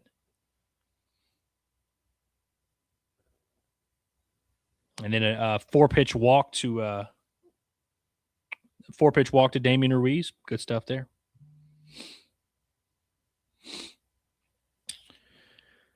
Let's see. H. Woos says, I have nothing bad to say about Jackson, but Carson Wiggins is totally different. He isn't as wild as Jackson, and he has a presence on the mound of a stone cold killer, while Jackson always looked timid. I think this is a pretty fair assessment. And a little bit tough because we didn't get to see Jackson's junior year. And I will go to my grave saying Jackson Wiggins was about to pitch extremely well for Arkansas during his junior year. He was throwing really well that offseason. He was going to be the Friday night starter. Now, whether he had been awesome or not, it remained to be. We didn't get to see it, but he was going to be the Friday night starter over Hagen Smith and over Hunter Holland. And both those guys obviously were very good. Both guys got drafted pretty high. So that tells you how much they were believing in Jackson Wiggins before he got hurt. But no, the thing going back to even when Carson was 16, scouts were already saying he's a little bit more well-rounded than his brother. He's a little bit more ahead of schedule. He's a little bit, at this age, he's a little bit more mature. And you see that happen with younger siblings a lot. I'm the youngest of 5 siblings. There's a lot of lessons I got to learn in life because my older siblings went through things and were able to tell me and say, hey, yeah, this is what we experienced or whatever. And so I'd imagine there's a lot of that going on with Carson and Jackson as well, where Jackson gets to tell him, hey, this is what happens when you miss your spot in a 2-0 count against Tennessee. They'll hit one 450 feet on you. He gets to kind of share his experience with Carson. And so, Carson's been a guy that from the time he was in high school, there was already, as Ryder smokes a base hit through the left side, another 2-strike breaking ball that caught too much of the zone. That's kind of a theme here for both teams now. But yeah, Carson's kind of always been viewed as the more like polished, better strike thrower. And that's something that Dave spoke about yesterday, that even working his way back from injury, he's throwing 70-75%, but he's filling up the zone. Like he just has a little bit cleaner, like he's a little bit more ahead of schedule. And it's also worth noting, have you guys noticed how freaking good Jackson Wiggins is at baseball? Like last year, I think he was the pitcher of the year in the Cubs organization. Wound up finishing his first professional season. He finishes in AAA, and he was dominating Double A, and threw the ball pretty well in AAA as well. Like Jackson Wiggins might make his big league debut this year. Like that's a very real possibility. And so that kind of shows you, because early in his career, we would watch him pitch at Arkansas, and we'd say, man, why are they giving so many opportunities to this guy? Like he's not even doing that well, and he's kind of looks a little shaky out there. His command's iffy. That's why they were giving him those opportunities, because they could see the vision of who he could be. And so to tie it back to Carson, I think it just really should excite not only Hog fans who might get to watch him pitch, but also when you think about his development and what he's going to be able to accomplish in his career. If you're the more talented brother of a brother who had like a 2.2 ERA in Double A last year, like you're pretty good, fair to say. So now we got runners on first and second with nobody out because you had the Ruiz walk, Ryder Helfrich single, ball in the dirt here. Man, it's good stuff here.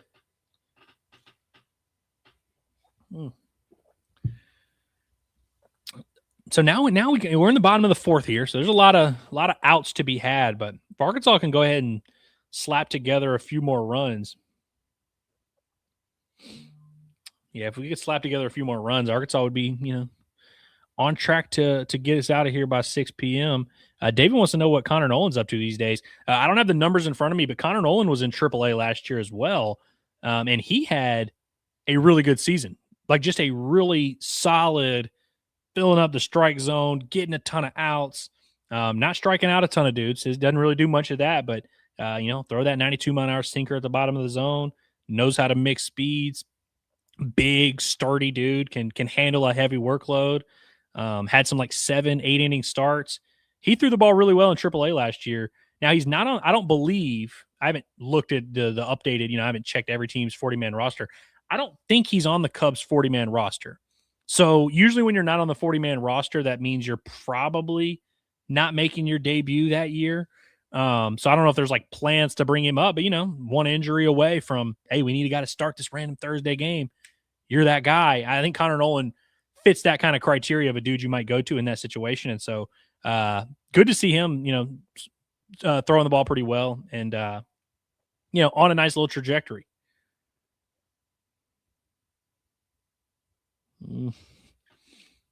The boys wants to know what Razorback basketball player would make the best baseball player.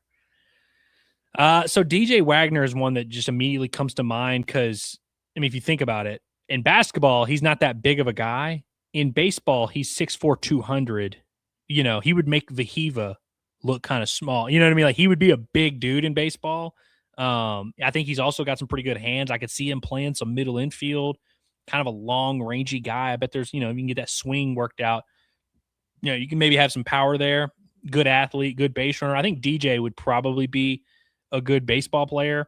I'm also thinking maybe, Kahio Aloy smokes a ball in the gap, and the left fielder dove for it and did not get it. So I think that's going to drive in 2 runs. Yeah. That'll be a 2-run. I guess they're just going to go double on that. I think you probably should. 2-run double for Cajillo. Continues to be dangerous, man. I don't think I see Vince Remy saying, should that be an error? I don't think they would go error. If anything, they would go hit plus error. They wouldn't just go straight up 2-bag error. I mean, that ball smoked in the gap.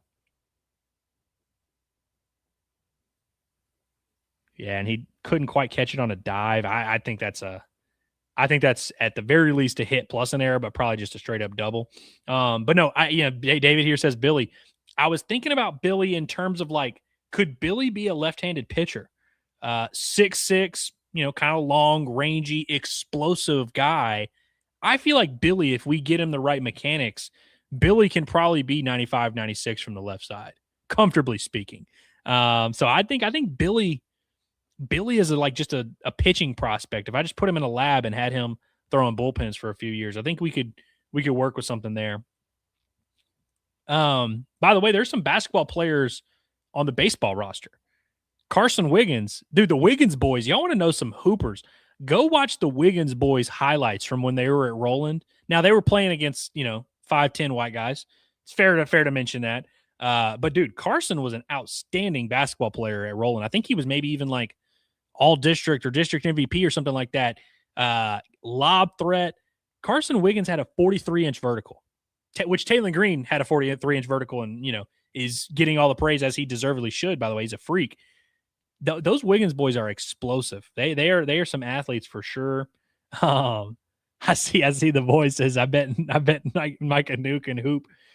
I think you're right. I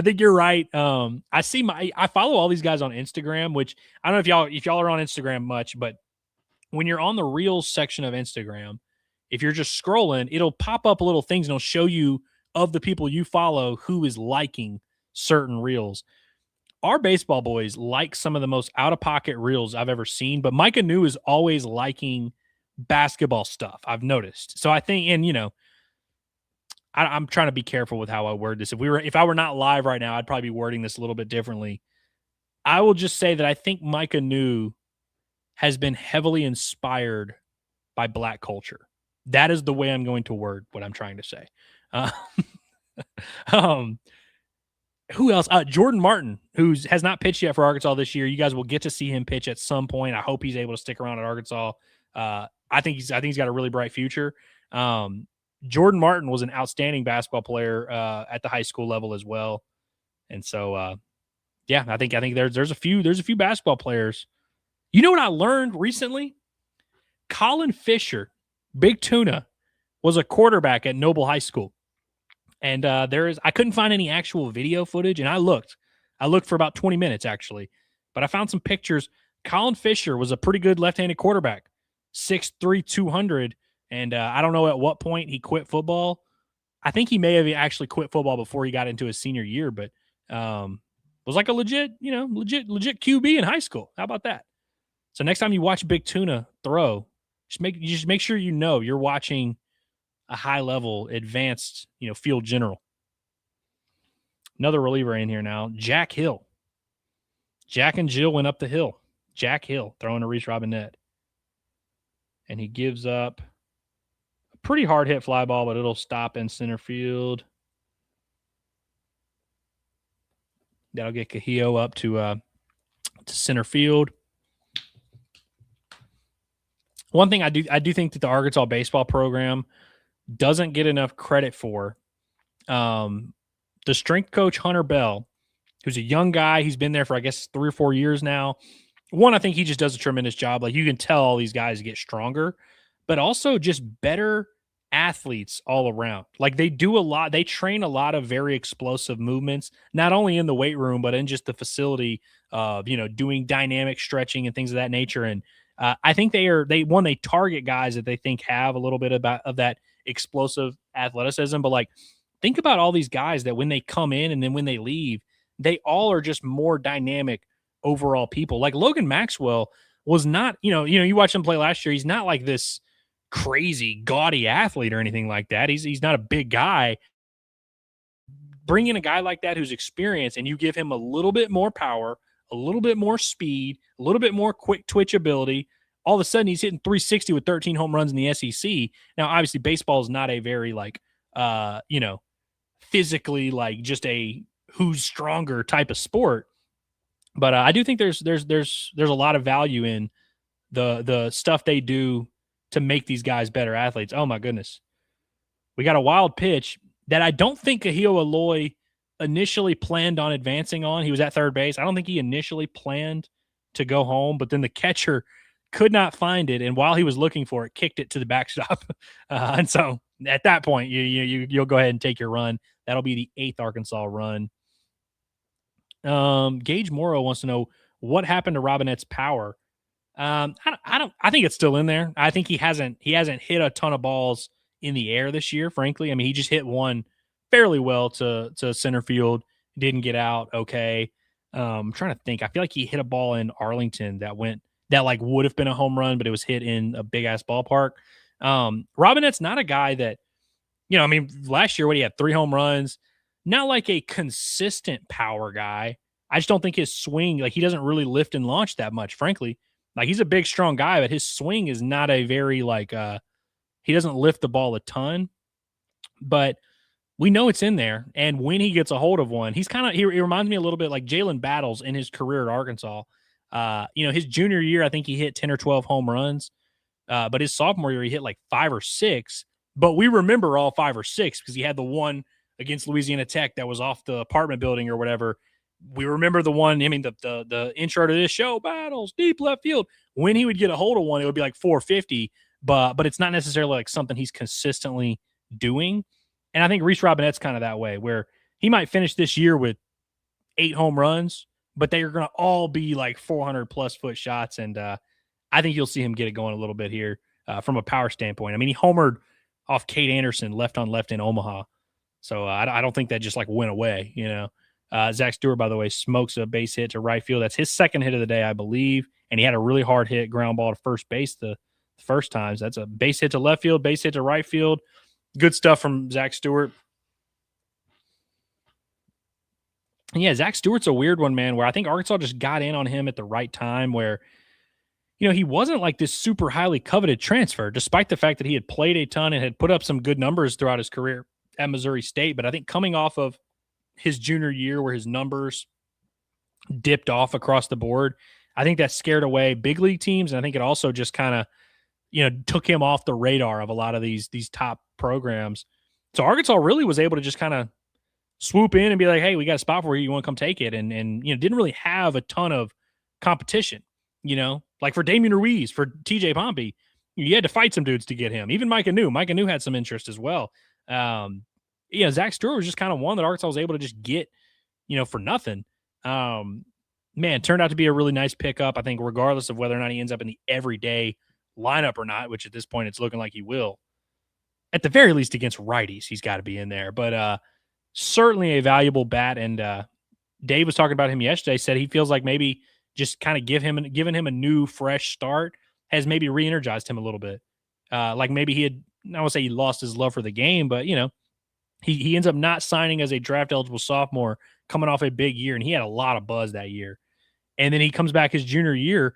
I remember Chris Lanzilli, if y'all remember when he was on the podcast, he talked about that where he said he could have signed as a sophomore and he had a huge year. He didn't. He goes back to his junior year at Wake Forest and was kind of in his feelings the whole time, was kind of pouting the whole time. And it was kind of like, oh, man, I should have signed. And, oh, man, I shouldn't have done that. Oh, now I'm struggling.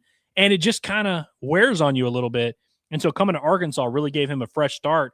And so I think Zach Stewart is kind of, hey, he might just be left-handed Chris Lanzilli. That might just be who he is. I wish I had thought of this before. This is actually a perfect comparison. By the way, Brumbaugh hit a nice little fly ball to center field that was caught. Let me make sure I got this right. What am I looking at here? Game status. I lied. It was a ground ball to second base. I don't know where I got fly ball to center field from. Also, let me get this. Looks like still McGuire up there on the bump for Arkansas. So we'll see how many more they're able to get in there. Now you're at 8-1 with 3 innings potentially to get those extra 3 runs. If these veteran pitchers do their job, we could very well be looking at a 7th 7, 8 inning game. And frankly, I hope we are, if I'm being 100% transparent with you. I've only been going an hour and a half. It's 4:37 right now. How's everybody doing? Y'all still at work? Y'all heading home from work? How y'all feeling?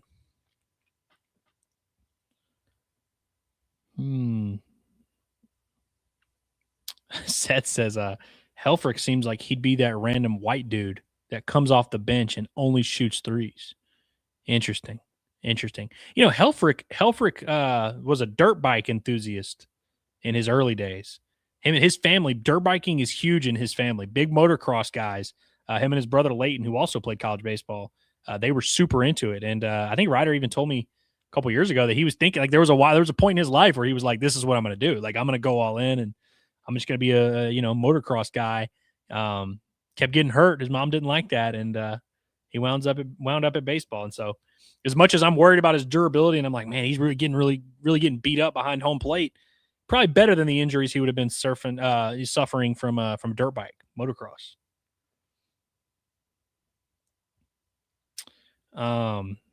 Someone's son says he's going to watch Venezuela play Houston after this.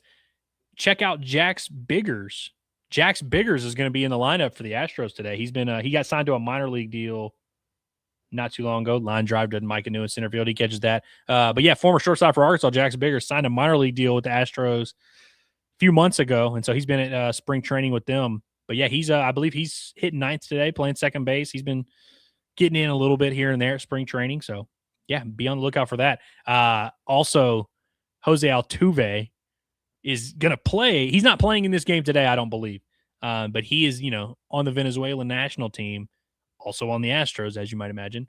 And so it's kind of a cool thing for him as well. Jose Altuve, absolute legend. If you have a bad word to say about Jose Altuve, keep it to yourself. Genuinely.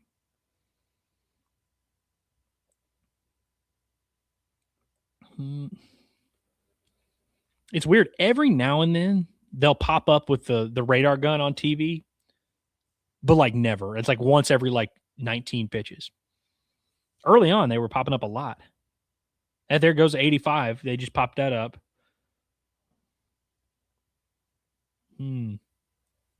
Ooh, Stroke the Goat says, are you hate watching any basketball games tonight that Curtis mentioned?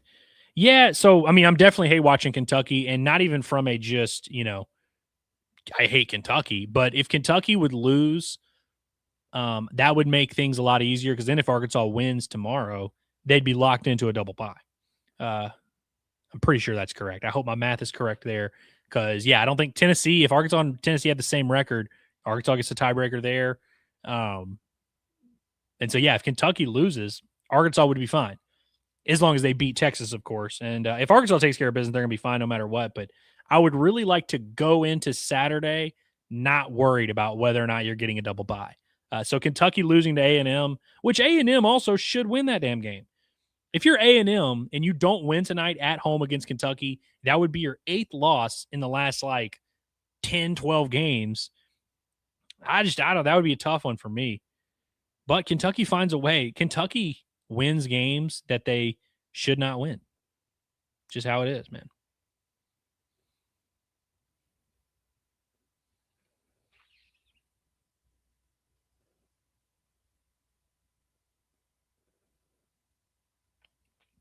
Also, what was this second? Yes.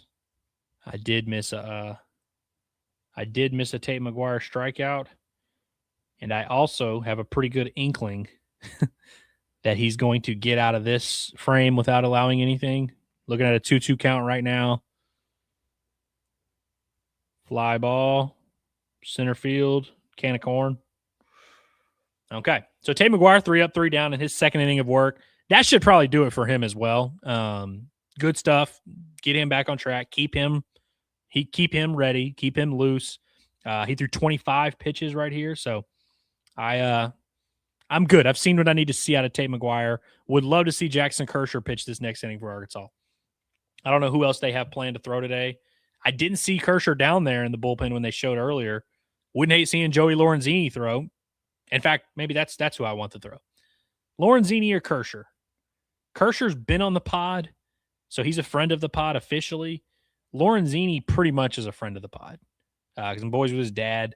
I see his dad at Baum all the time. I feel bad for his dad because his dad's been stranded in Fayetteville. I mean, he comes up a couple weeks ago thinking, okay, I'll watch the Xavier series and then I'll go home. Oh, okay, maybe I'll stick around for the midweek and maybe then he'll pitch then. Oh, no, he didn't pitch in the midweek. All right, I guess I'll stick around for another series. Oh, he gets up in the pen. Oh, no, he's not throwing here. So tough one for the Lorenzini family. Obviously, they're from California, so I don't know if they've been going back and forth or what, but it's tough. I'd like to see them get his debut out of the way. Hickory Hog saying he'll be in Alexandria in 3 weeks. Hope it doesn't suck. Well, you got to avoid certain parts of town. You got to be very careful about where you go in Alexandria. I believe we are top 10 in the country murders per capita. So specific areas, I'd say, account for like 80% of those. So be a little careful, but I'll tell you where you should go. Caro's authentic Mexican cuisine, little hole in the wall Mexican joint over there by the Chuck E. Cheese. Tremendous. Go check out Caro's authentic Mexican cuisine. Other than that, just don't make eye contact if you're downtown. Actually, don't go to downtown Alexandria at all. It's not horrible. It's not a bad downtown, but the risk reward is not there. Not a burner says, what's safer, Shreveport or Alexandria? It depends on where you're at. Like Alexandria is, like I said, it's like 3 or 4 specific neighborhoods that really ramp it all up. Shreveport as a whole is probably less safe, but in those specific hotbeds of Alexandria, not great. But then you also have sects of Alexandria who are like massive, like mansions of rich folks and stuff. Neighborhood Tennyson Oaks. It's just like, gated communities and stuff like that. And so, if you're there, yeah, you're probably going to be okay. Yeah, I guess everybody goes to, because I see H. Wu says he's going to be in Alexandria in April for an Army exercises. Yeah, I guess Camp Beauregard maybe is probably where I don't know if it's that one, if it's still called that or whatever, but I know there's a huge, base or something there where a lot of people go. Interesting. Yeah, I haven't been to Alexandria in a little minute. So I guess since Christmas. I don't miss it often, but every now and then, sometimes you miss things that weren't even that great. TJ Pompey back up. We'll see if that home run has just completely sparked TJ Pompey into just being a god.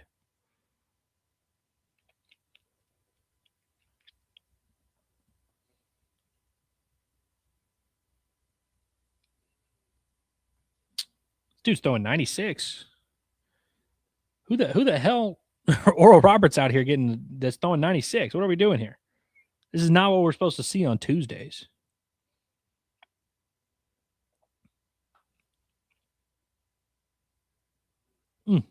Fouls one back.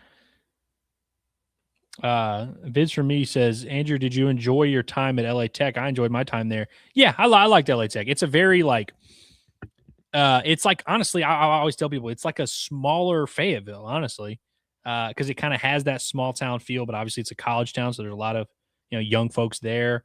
Got some nice experience there, like covering random lady Techsters, women's basketball, stuff like that. When I was there at Louisiana Tech is also when Arkansas played a 3-game series there, which is pretty cool. They also played a midweek series there my freshman year, so it's like I was able to be at Tech for 5 Arkansas games, which is pretty cool. But yeah, no, it's a nice little place. When I was in college, I was a little bit of I was very immature when I was like 19. So like I look back on that time period and I like think about all the things I did stupid, and I'm like, I don't look back on my time at Louisiana Tech fondly, but it's not because of Louisiana Tech. It's because I was a complete moron. You know what I mean? But no, yeah, it's good people. A lot of good people that I met there and that went to school there. They love their dogs, man. It always used to crack me up that people at Louisiana Tech, like it was like frowned upon if you rooted for LSU. It's like frowned upon if you rooted for any other school. In fact, there was probably just as many Arkansas fans as there were LSU fans there. And like people got weird about it.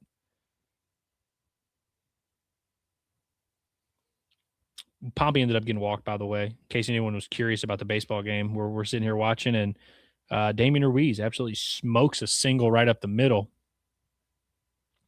And I would agree, Vince, for me, that the Love Shack is an underrated venue. It's pretty solid. They got a nice little atmosphere there. Like, obviously, it's, not on par with like your SEC or anything like that, but I would say like 95% of the country, even some power conference schools, do not have a baseball atmosphere as good as Louisiana Tech does.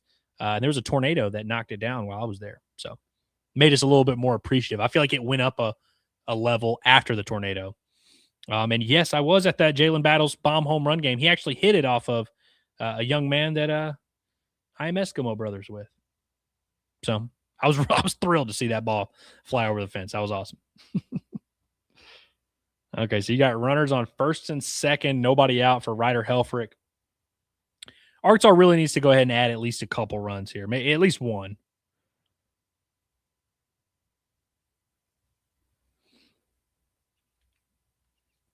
Yeah, I would agree, David. This guy has good stuff, but not a lot of command. It is crazy, man, when you think about pitching and like the pie chart of things that you need to succeed in pitching, it's like you see guys do it in so many different ways where it's like some guys are just stuff, and then just a little bit of command, and that kind of carries you. Some guys have just a little bit of stuff, but over the top command, and then you kind of have those guys that are in the middle. It's always weird where it's like, what can you get away with doing? But yeah, if you're just all one or the other, it's going to be really tough. As he walks Ryder Helfrich on 4 pitches, so throwing 96, but that 96 is not as intimidating to this Razorback lineup as it will be to most of the teams that they face. And then you get a ball barreled up against you, and all of a sudden you're scared to come at Ryder Helfrich. It happens to the best of us. The beer hats are on. Camden Kojal up at the bat. Nice little crowd there at Baum. Nothing crazy. You're not going to pack them in there on a midweek, but nice to see folks always there. I'm excited. In a couple of weeks that we got a $2 hot dog night at Baum. So that'll be cool. Excited for that. Kojal batting average sitting at 386. That works. That works. Hit 333 last year, so we'll see if he's able to finish above that. That'd be pretty crazy. Which, I mean, he very much can. That was a good pitch there. Dots 94 on the outside corner. He's up 0-2 on Kojal.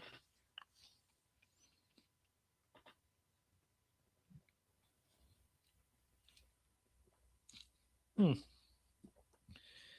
didn't drink water for the first hour and a half of this stream.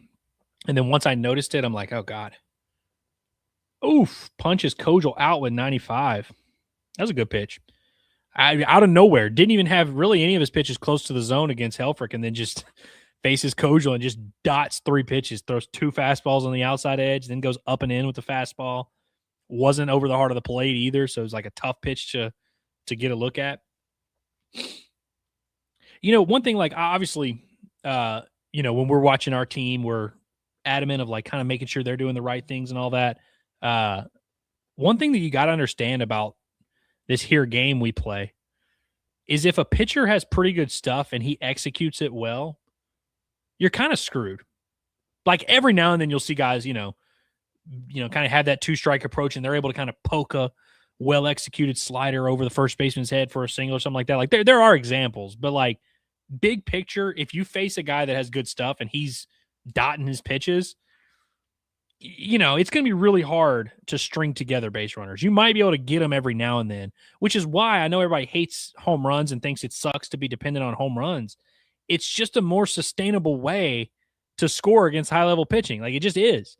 Obviously you do have to be able to do other things, but how many games has Arkansas won over the last 5 years where, it's 6-4, but they hit a 3-run home run, and that was kind of the difference there. Those are the things you have to do. As Cahillo Aloy swings and misses at a breaking ball down in the zone. 1-2 count now for Cahillo. This would be very disappointing if Arkansas came out of this sucker with no runs. And by the way, Papa Dragon makes a great point, and I know it sounds stupid. He says the great thing about home runs is that they are always runs. And that is 100% true. I know it sounds obvious and stupid. Wow. ball in the dirt that the catcher blocks and keeps it in front of him. It didn't even get away from him, but I guess it bounced pretty far in front, and Ruiz is able to score from home. So Arkansas has added a run without even putting the ball in play yet, or at least since the bases got loaded. Yeah, I guess it bounced pretty far away from him then, so that makes sense. Also, it's Pompey, not Ruiz. My bad. So 2-2 now to Kahio Aloy. But no, Papa Dragon's 100% right that, like, you hit a double off the wall, that most of the time will lead to a run because you're probably going to be able to. Ooh. Alrighty, so Kahio hits a hard ground ball to shortstop. I'll finish my point in just a second. Kahio hits a hard ground ball to shortstop, pulls the guy away from the bag. No chance they're able to. I guess they couldn't have turned 2 on that because you had runners on second and third.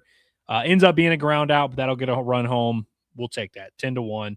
But no, the point I was trying to make is you hit a double, whether it's to lead off the inning, you're most likely going to have a chance to score. Or if there's a runner on base, it's most likely going to score him. A single, should give you it helps your chances to score, but it doesn't necessarily guarantee that you're going to score. You hit a home run, you are scoring, whether it's just that one run, but that's why there is such, listen, I understand it's not, like QB kneels. There's a correlation to QB kneels and winning, but it's not causation. And it's kind of similar with home runs where it's not a direct, you hit home runs, you're going to win, but usually the team that does win is the team that has the most power, has the big swing of the day. And Arkansas has been able to be that team a lot. And, you have to be prepared to do other things. Like nobody, including inside the program, outside the program, is arguing that you should only hit home runs and that you should be aiming to hit a home run all the time. But it is something you have to be able to do.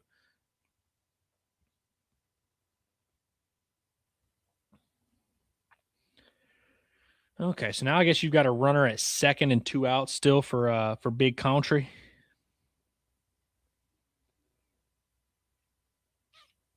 Hey, good to see. The thing about TJ Pompey home run, which is nice, is that someone who has not hit a home run finally hit one. If you think about Arkansas's home runs this year, I think they've got like 21 now. You're looking at Helfrich has 5, Kojal has 6, Micah New has 3, I believe. And then I think Zach Stewart has 3.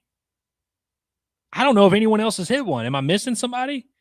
There might be one from someone else. But, like, it's been the same 3 or 4 guys pretty much every game, which is just fascinating to me. And you think about last year's team where pretty much everyone in the lineup had 10+. It's interesting. And Reese Robinette is walked. Okay, so now runners on first and second with 2 outs. And this brings up Micah New. Do I have that right?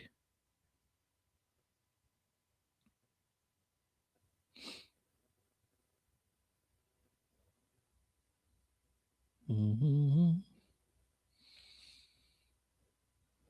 First and second, 2 outs, 10-1 game now, bottom 5. So if Arkansas is able to, all right, now we got a pitch and change going here. So it's going to take us a little minute here. But yeah, if Arkansas is able to add 1 more run, 2 more runs, obviously 1 more would put them in very strong position to get the run rule. I'm not going to be tripping if they don't get the run rule, but that would turn this into like a 3.5, 4-hour game. And I really wouldn't appreciate that. Man. All right. So how many people we got in here? We got a nice little group hanging together. Appreciate everybody who stuck around through this whole game, man. I understand this isn't the most exhilarating stream we've done here at Inside Arkansas, but I do like to kick it with you guys, hang out, and chat a little bit about what's going on. Yes, David, the run rule is 7th, so yeah, you got to get through 7. We shall see. Kingsley wants to know, are we getting better or are they ass, or is the truth somewhere in the middle? Well, I'll tell you this. I could not tell you. I don't know what their record is. I don't know who they've played. I only know about 5 guys on their roster. So I can't tell you how good Oral Roberts is. My guess is that they're not great, but also not horrible, because typically Oral Roberts is a fringe tournament team. They're in a conference with like 6 people, so they wind up, having a chance to make the postseason even when they are bad. But no doubt about it, Arkansas's been playing a lot better, especially since that Friday night game. The Eye Blacks seem to turn things around, but I definitely think you're getting so you see last week you lose 12-4 to Arkansas State. This week you're going to win, 12-2, 12-1 or something like that. I don't think it's as simple as Arkansas State is this good, Arkansas is this good, and Oral Roberts is this good. I think this version of Arkansas is a lot closer to who they actually are rather than the Arkansas State game, where you also had a freshman on the mound and, whole team with the flu, things like that. But, Oral Roberts is usually at least somewhat scrappy. So another righty coming in here. Interesting. I see Brian here says, Andrew, I don't know if you've said this already, but are you planning on doing any more midweek watch parties? So next week, Arkansas does not play Tuesday or Wednesday in basketball, meaning we're going to do a Wednesday live stream. Now, off the top of my head, I can't remember if Arkansas has – I don't think they do. I don't think Arkansas has a midweek baseball game. So next week I'll do a live stream. It won't be a midweek watch-along live stream, but it will be a live stream just talking baseball, talking whatever. And it'll be a lot more interactive with you guys. I'll come prepared with stuff. We'll have conversations, and we'll just kind of do a little Q&A, doing whatever we got to do. It won't be 3 hours either.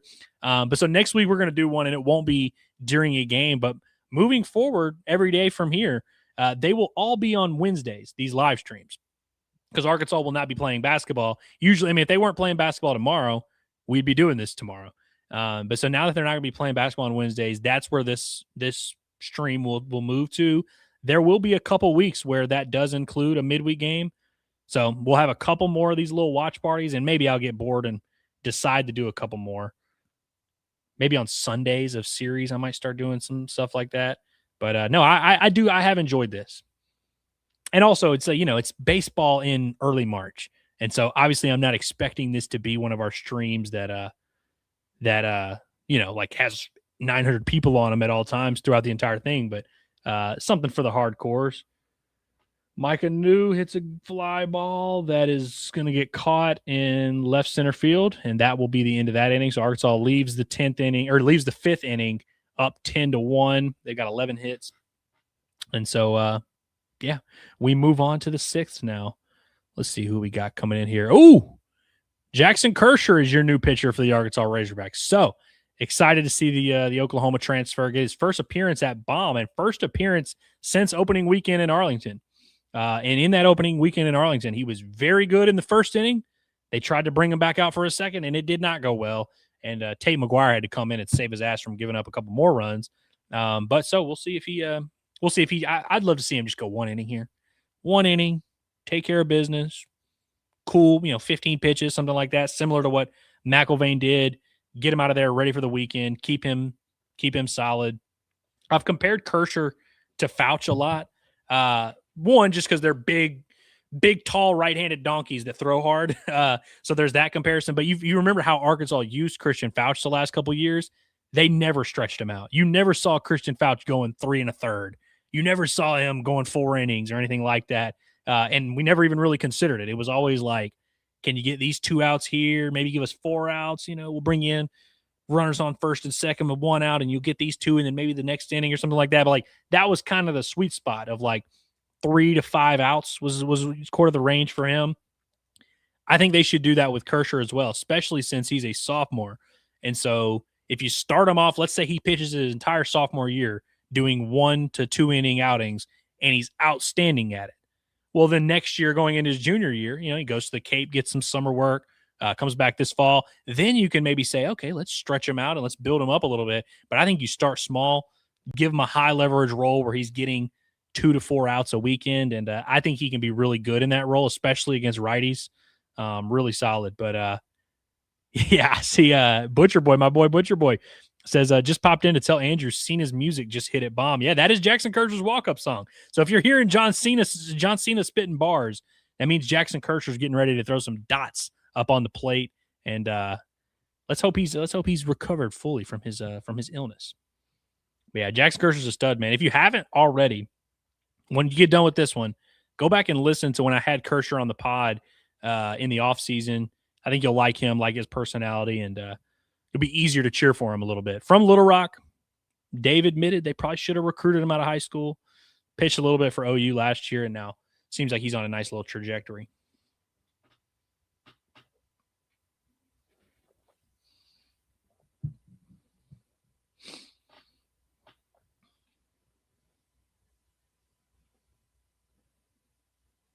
Fastball, 95, strike one. Love seeing the velo. Dave said yesterday at the Swatters Club that the scoreboard gun is about 1 mile an hour shy. It's like a little bit cold. And Dietz touched 98 on it last week. So if you do the math, fastball 96, strike two. I guess we'll take that. Thought it was a little in, but we'll take it.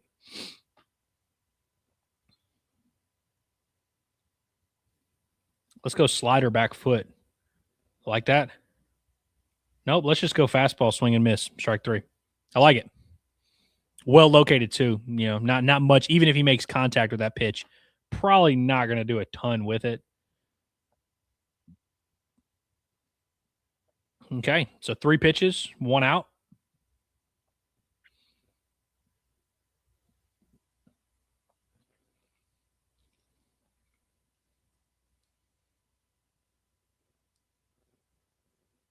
Ball one.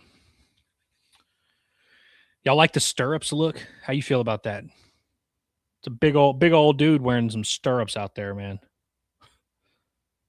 It's old school. Oh, there's a slide piece. Lazy fly ball to Cahillo out there. And he makes the play. Gold glover, Cahillo Aloy. Absolute stud out there. Right field. I will say I do feel good that Cahillo, it's turned out to not be this like huge ordeal that we have to talk about all the time. Because you remember preseason when the scrimmages were happening, he was booting some balls in right field, and it really felt like it was going to be like a big storyline of the season.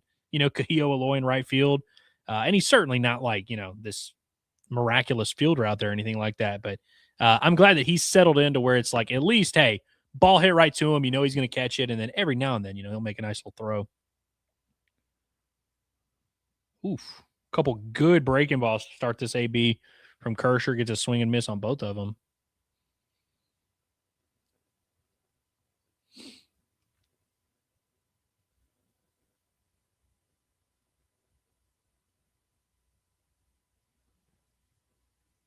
Okay, another breaking ball. This one comes back to him. Fields his position.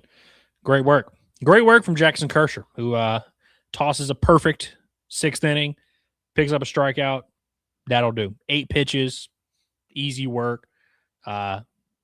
Maybe they'll throw him for another inning or two, or another batter or two. But honestly, like me personally, I think there's a lot of value in having a guy go out there, do his job.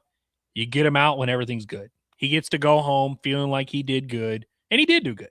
Gets to go home feeling good, gets a little extra pep in his step. Okay, I've gotten my first inning at Baum out of the way. Now I'm ready to roll for the weekend. You're not worried about his arm. I think there'd be a lot of value in that, especially because I think Arkansas is probably going to put up a run or two in these next 2 innings. So this is probably looking like a 7-inning game. I would frankly hate it if Joey Lorenzini didn't get an opportunity. But, I understand there's also a lot of guys that need work. Cooper Dossett hasn't pitched.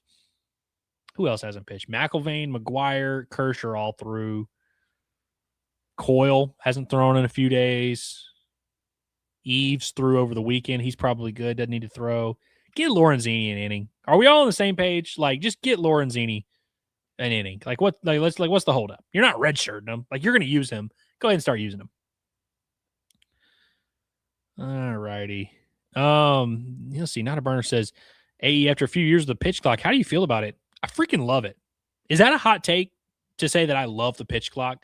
I understood some of the concern with it in that, you're putting these guys on, a timer and you're getting them out of their rhythm, and it's going to help guys that want to steal bases. They can kind of time it or whatever. I think it's okay. I think baseball had a pace of play issue, and I think that pace of play issue has been helped tremendously in the last 5 years. The numbers back up that it has helped tremendously. In fact, last week I was looking when I was prepping to do this, because I think I told you guys about it. I had a call with a photographer at 6 p.m. last Tuesday. And so I was a little bit concerned. Hey, is this baseball game that starts at 3 going to get done before 6? And so I went and looked at all the times of Arkansas's games and how long they lasted. Only one game at that point. Now, I'm sure it's changed now, but only one game that Arkansas had played in the first 8 games of the year went over 3 hours, and it was the 11-inning game that went 3 hours and 45 minutes. So it's I think there's a lot of value in that. I appreciate that about basketball, where it's you go to a basketball game, 2 hours, give or take. Maybe it'll be 2:15. Maybe it'll be an hour 59. Maybe it'll be 2:28 if something crazy happens. But you're not going to be at a basketball game for 5 hours. You're not going to be at a baseball game for 4.5 hours anymore. I like that. I definitely like that. I also don't think it has affected people in a negative way, the way that people were concerned that it might. And I think a lot of people feel the way you feel, that you didn't like it at first, but it's better than you first thought. I think I'm definitely in that camp as well. All right, so a 3-0 count to Zach Stewart now.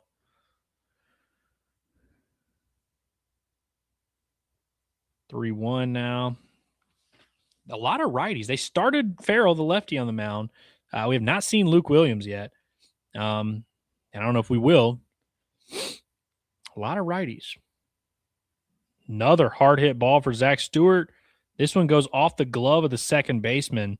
Scoring decisions have been weird here today. Oh, wow. He ends up hustling and getting that one out there for a double. Love to see that. It's kind of a weird play where it bounces. It's hit to the second baseman, kind of bounces off his glove, and then it just kind of is in that no man's land in shallow center field. So the center fielder's running to it, shortstop running to it. Nobody could really get there in time. So Stewart has him a leadoff double. Let me see how they scored this. Yeah, they called it a double. Okay. They said doubled to second base. You don't see that all the time. Love that. Love that. Another good swing. So 3 hits for Zach Stewart, man. That'll play, man. That'll play. And now we got Nolan Souza pinch hitting for Brumball. Will this be Brumball he's pinch hitting for? Oh, he swings and missed through 92. He was trying to bring that run rule into effect right now. How about that? Yeah, Arkansas's got to get Nolan Souza going, man. Good to see Pompey with a nice swing, so you just kind of know it's in there. I want to see that power from Nolan Souza as well, because I know he's got some of that. Did he swing? I think he did. Okay, 0-2 count.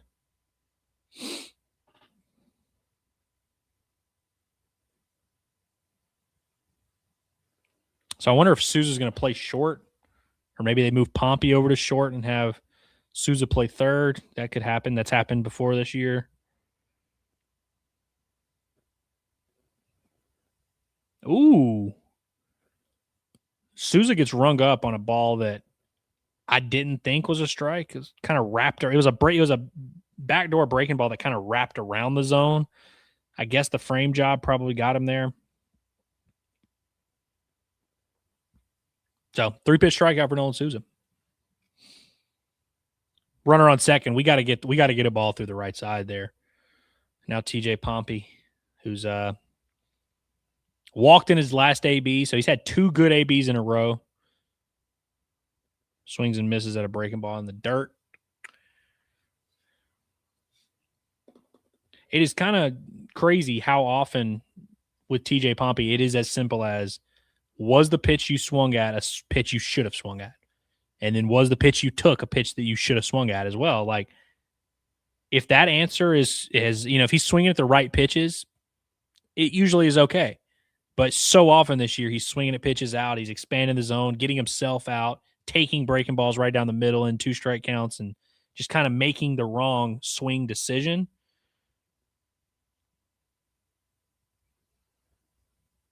We got to get this run here, bro. We got to get this run. I don't care how you get it. I really don't want to watch 9 innings of baseball.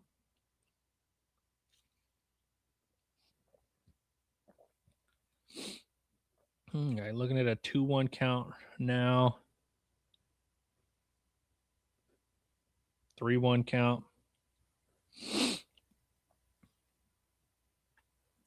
David says, is Pompey guessing up there? He is, but also everyone's guessing up there. Even the ones who are raking are very much guessing. That's why you're able to get some comfortable swings. You don't hit a ball 110 miles an hour unless you are expecting that pitch in that spot, and then you get the barrel to it.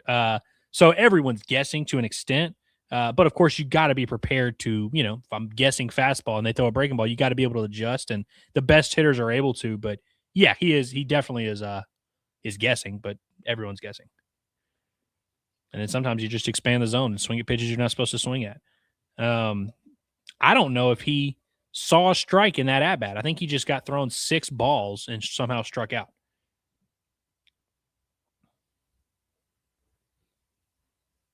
That one was at least close, but yeah, I don't know if he saw a strike the entire AB.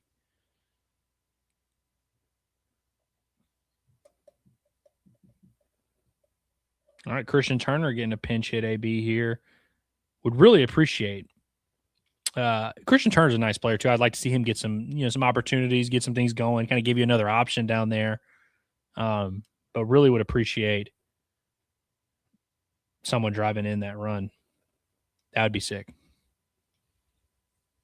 Foul ball off the nuts of the catcher.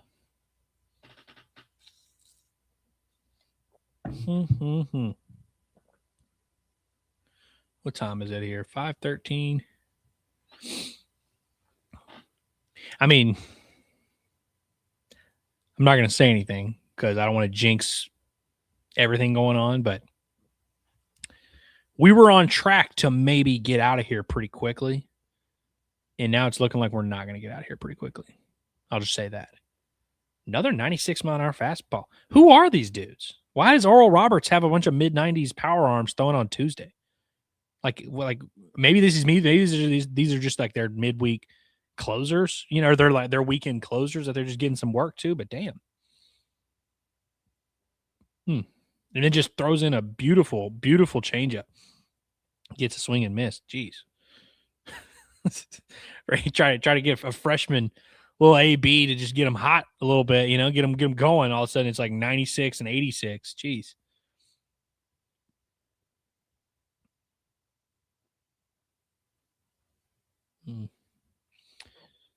Okay, 2-2 count now to the freshman. And so this is the leadoff spot now, right? So he's pinch hitting for Ruiz out there in left. So I guess that would mean Ryder Helfrich's on deck, although I'd imagine, hopefully, maybe Carter Rutenbar is on deck. Okay, full count. 2 outs. Stewart still on second base. Carter Rutenbar is actually who had the walk-off on, would that have been Saturday? Or was that Sunday? I guess it was Sunday that he had the walk-off that brought the run rule into effect. Can't bring the run rule into effect yet, but if he punches in that 11th run for Arkansas, that would be huge.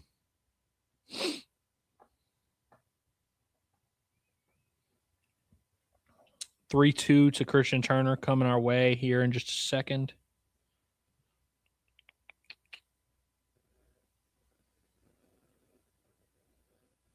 Ooh, good little breaking ball gets him out. 3-2 slide piece. See ya. All righty, so 10-1 going to the top of the 7th. Let's see who we got. Stat broadcast has not updated yet, or not updated in terms of who the next starting pitcher will be. We'll see if it's Kershaw or if they go a different direction. I'm hoping to see Lorenzini's name pop up here. Yes. Joey Lorenzini making his collegiate debut. Let's go. Oh, man, I'm fired up for this one. I'll be less fired up if he gives up like 4 runs and we end up having to play 9 innings, but fired up for Joey to get an opportunity. I know he's been waiting patiently, and here we are. Matter of fact, I'm going to tweet this out real quick.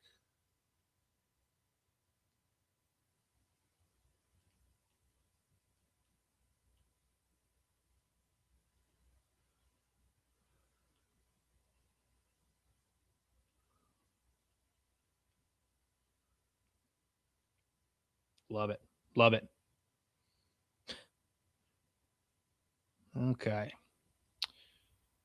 I guess I should also answer a few texts while I'm at it. All right, how we doing? We We all fired up? Are we excited? Are we a little bit worried about the fact that this might not end up being a run rule? Are we just pleased with the performance?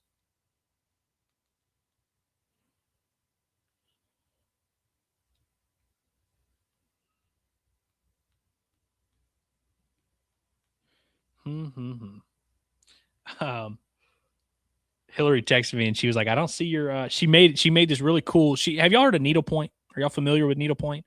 It's this thing. It's like it's like a cousin of knitting, but it's like you get this little board and you kind of put the needles through and you can make all these cool little designs and stuff. It's kind of a rising new thing, but she made me a cool one recently, and it's a Razorback baseball helmet. She got it from a store here nearby, and she finished it just yesterday. And she just texted me. She's like, I don't see the needlepoint. Where's it at? But I left it downstairs. I thought that she had a nice little setup. She was taking pictures of it. I thought she liked it downstairs, but I guess next time you guys see me on the Baumbastic Podcast, you will see a little Razorback helmet needlepoint. And you better like it, or because Hillary will appreciate that.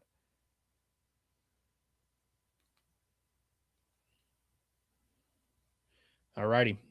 Joey Big Time making his collegiate debut. Let's go, man. 6'5", 220, 18 years old. Let's let it fly, young man.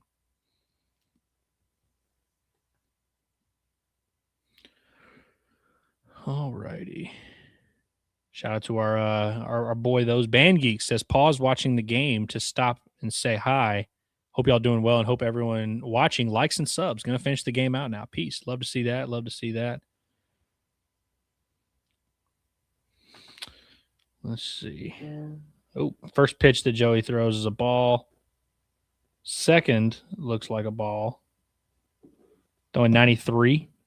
Pretty good little velo there from the freshman. He touched 95 in his final outing before the season started, but that was a little while ago. Oof. Gives up a home run.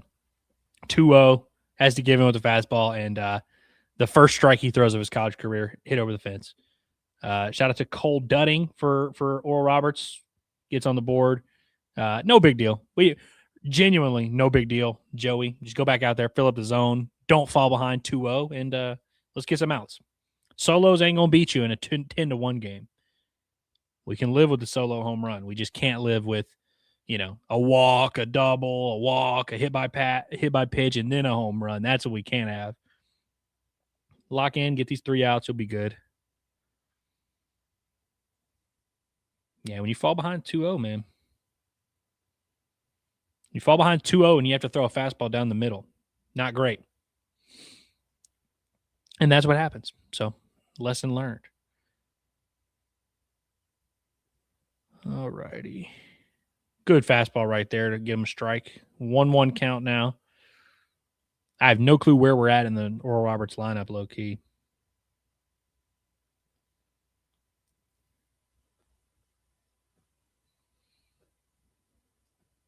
Didn't quite get the call there.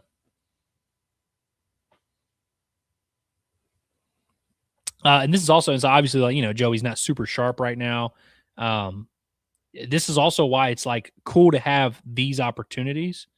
Gets a swing and miss there on the fastball so that you can have a guy go out there and pitch, and it does not matter if he has success or not. You know what I mean? Obviously you want him to, and it's, it'd be tough to have to go, bring in someone else, but it's not the end of the world. Whereas Mark Brissy made his collegiate debut in a 3-1 game. You know what I mean? That's what you don't want to have to do.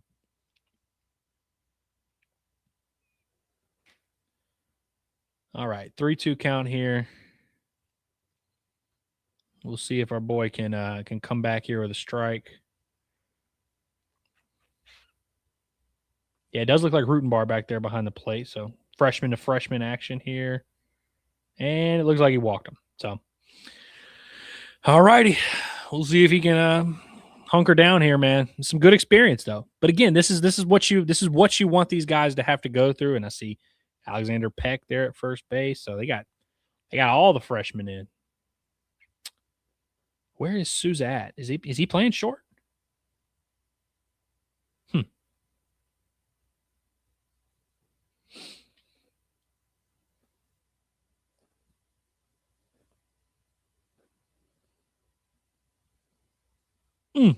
We need that call, Blue. When we throw a fastball dotted at the bottom of the zone, we need those calls. We need that.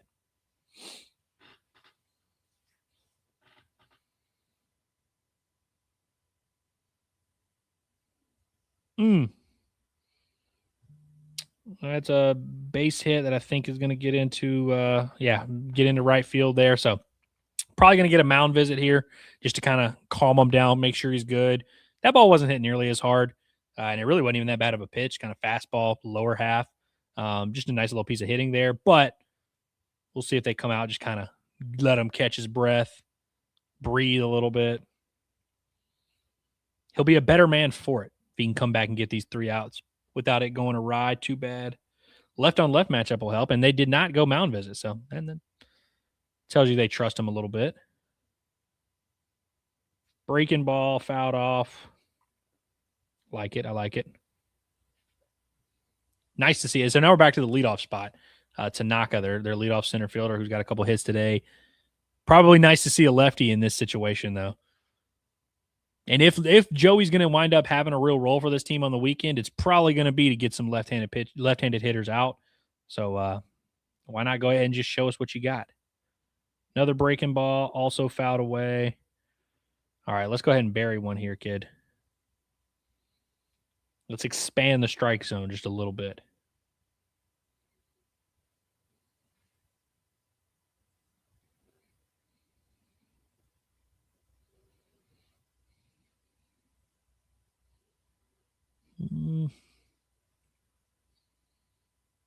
Ooh, breaking ball that caught a decent amount of the plate.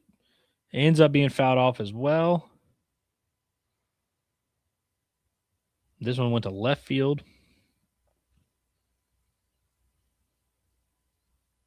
All right, still looking at an 0-2 count. Runners on first and second.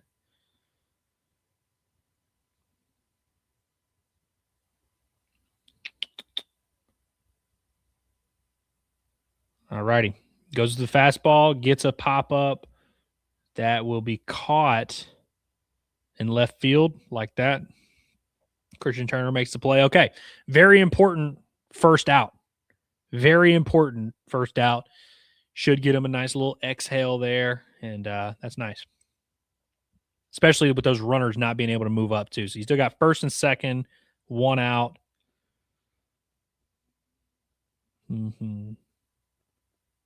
I just heard the door shut. That means the fiance is home.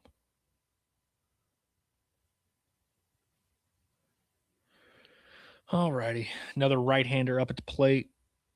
Ball 1-0.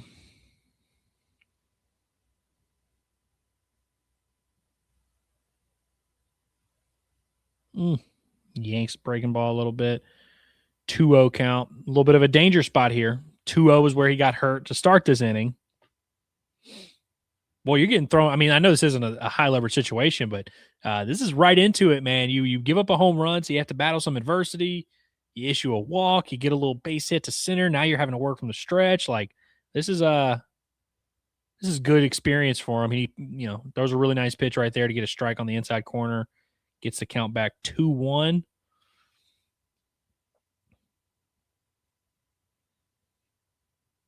Rise, son. Rise.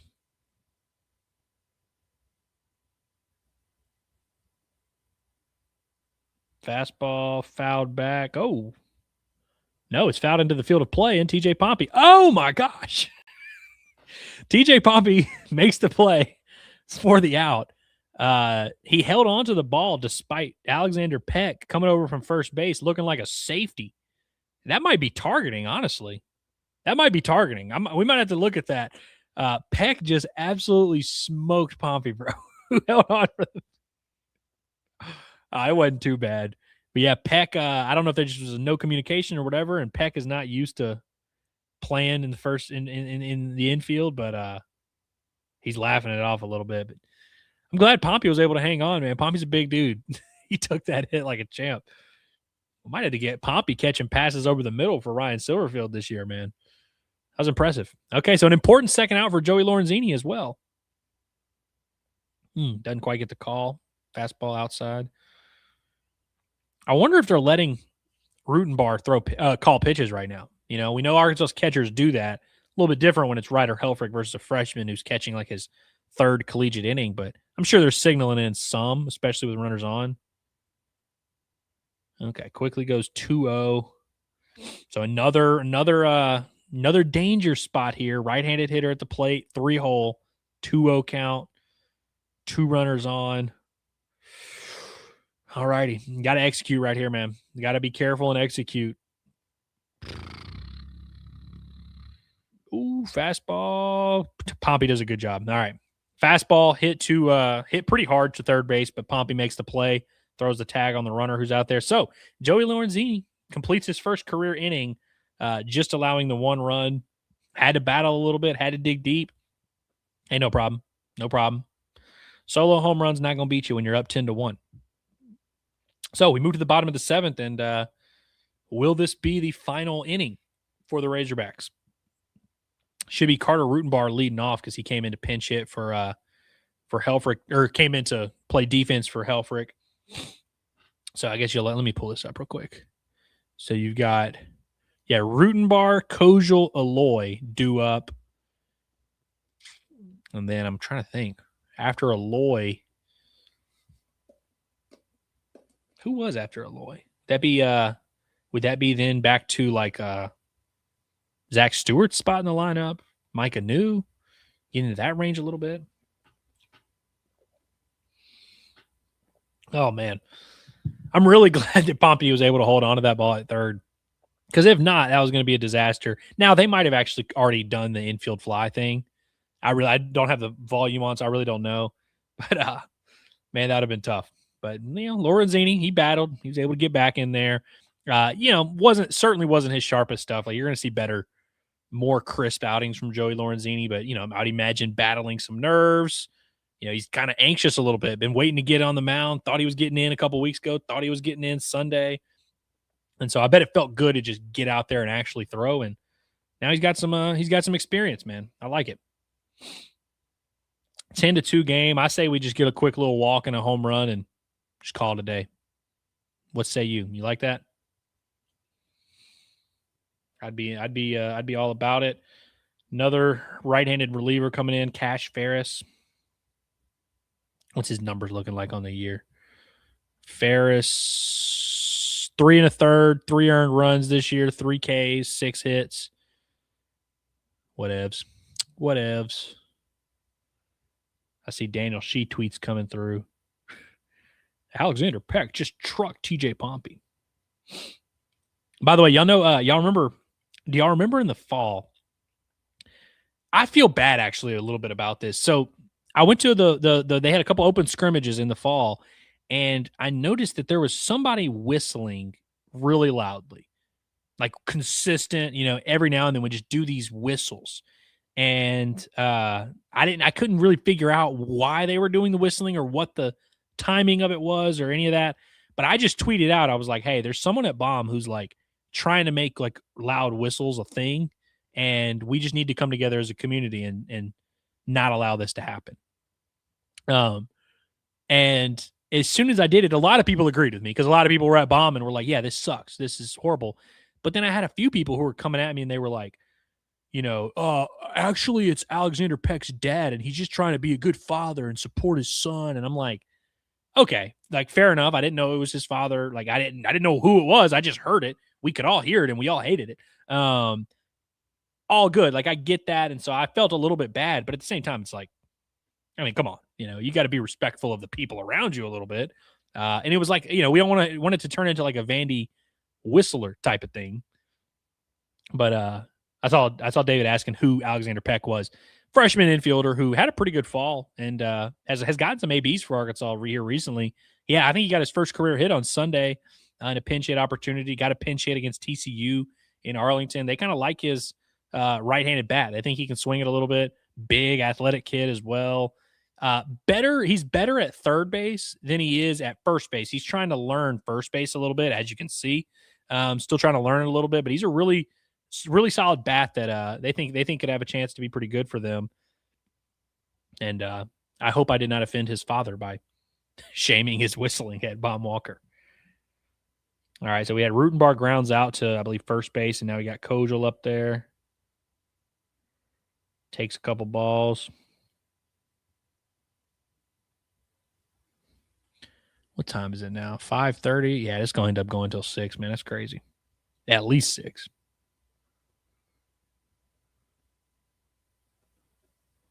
Kojal puts charge into one, but it's going to hang up. It seems like the wind's maybe blowing in just a hair, or maybe blowing right to left a little bit. Ball's hit pretty well, but that's 2 quick outs for Arkansas on the bottom of the 7th. So we are definitely inching closer and closer to the difference between needing 2 runs and needing 1 feels very large, Because like right now with Kahio Aloy at the plate, I'd be like, oh man, we're 1 pitch away from the game being over. That extra run does kind of feel pretty big. Kahio's got 4 runs driven in today, a couple base knocks.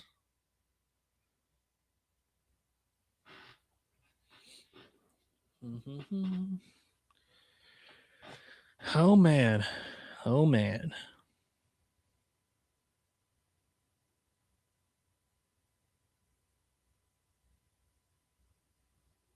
Kahio fouls one off, 1-1 count.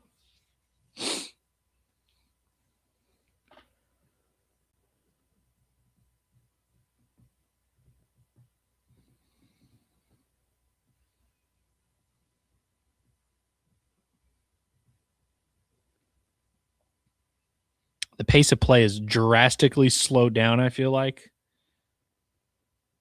All right, takes a breaking ball down. I love to see that. Love to see. There's nothing that fires me up more than when Kahio Aloy exercises good patience.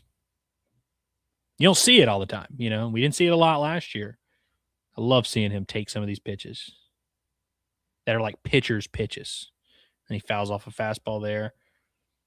He's missed, weirdly enough, Kahio's had a good day, has missed a couple fastballs in the zone today, which isn't the end of the world or anything, but,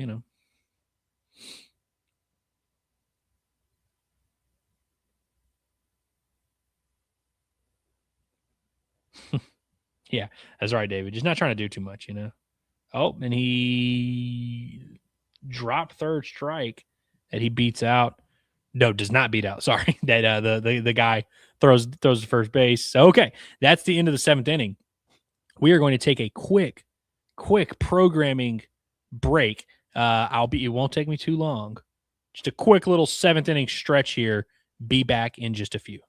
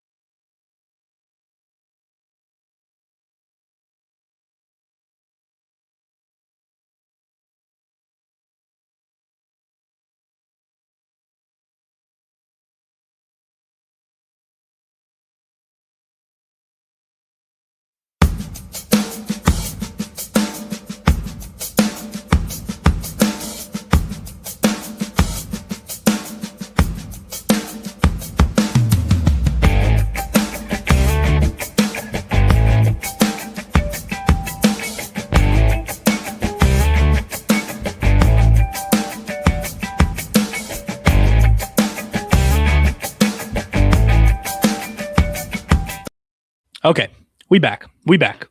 No big deal. We moved to the top of the 8th, and Mark Brissy is going to be your new pitcher. Going to come in for Arkansas, and he threw, I guess, Saturday. He threw 2 innings. Didn't throw many pitches at all, and so he's back. Another nice little bit of experience for him, and he's been throwing the ball really well. Has 4 scoreless innings to start his Razorback career. As Hillary's coming to bring me the needlepoint canvas that I bragged so much about. You're not on camera. You're good. You got like plenty of room. Check this sucker out. Look at it. Ain't this beautiful? So this is going to be a new, oh, look, you can see my screen there in the background. But no, this is going to be a new addition to the little backdrop there. I might have to kick the DMAC picture aside for just a second. It's definitely not going in front of the Star Wars helmet, but it'll be somewhere visible in the frame so that you could see. But yeah, you see what I'm talking about with the needlepoint? Like it's like the little fabrics you can see where she's kind of woven it all together. Get you a needlepoint fiance. That's what I would recommend to you. She's been cranking them out, man. She's made all kinds of different ones. She made her dad like an Office themed one because he's a huge Office fan, and she's been just crafting away, man. It's pretty sick. And here comes Mark Brissy coming in to throw some darts. Mark Brissy is good. Not good for a freshman. Good. He's just good. She'll be very happy to hear everyone complimenting her work. She really, listen, she puts in a lot of hours on this thing. And so it's cool. It's always cool whenever you get to see the finished product and we put it in a nice little frame or whatever. Oh yeah, Logan says she should start selling them. Yeah, I had never heard of needlepoint until like 2 months ago. But now apparently it's like kind of a growing thing. And there's now stores like Hobby Lobby and stuff that sell thread and sell the little different things. But that's very interesting. Ooh, strike 3 from Mark Brissy, who just comes in and just dots up some sliders. Perfect 1-2 down and away. Beautiful.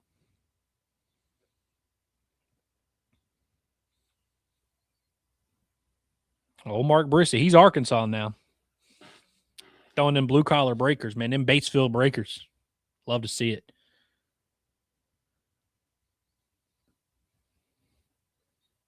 I'm a little surprised that Peyton Lee just like didn't throw it all today. I understand last week it didn't go well for him, but it's like, damn, he's just not in the Tuesday mix at all anymore. What the heck? I'm sure he'll get his opportunities. Strike 1, 95. Yeah, Brissy's been consistently in his 3 outings so far this year. He's been consistently 94 to 96. Like not even like really throwing like it's not like he's emptying the tank or anything. He just crisp, easy. Throws a change up there at 89. The slider, 84, 85. Like throws everything right around the plate.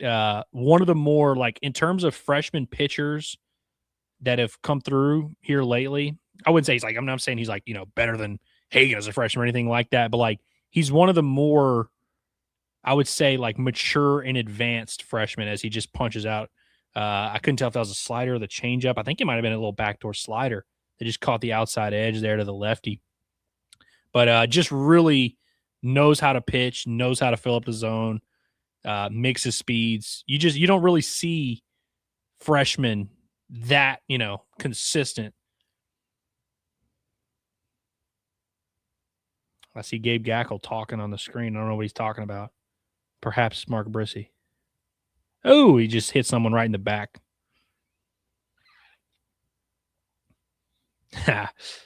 Big Donnelly says a lot of mouths to feed in the bullpen. No, you're absolutely right. A lot of mouths to feed. And a lot of mouths that haven't gotten fed the last few weekends. James DeCramer, as a veteran that's got a lot of experience, he can't even hardly get on the mound at all. Kersher threw the ball outstanding in his 1 inning of work today, and he hadn't pitched in 3 weeks. Ethan McIlvaine's a top 150 prospect in this year's draft. Like genuinely going to be one of the highest drafted relievers in baseball this year. And he has not even appeared in a weekend game for Arkansas. It's crazy. So like as good as the pitching staff's been, it's like I think there's actually like another level they can get to.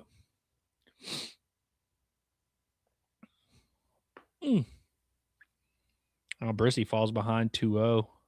See David saying I jinxed him. I didn't jinx him. I didn't say he was never going to face any adversity in his life. But just in terms of skill set, maturity, mindset, confidence, there's not many freshmen that have shown what Brissy's shown in his short time on campus.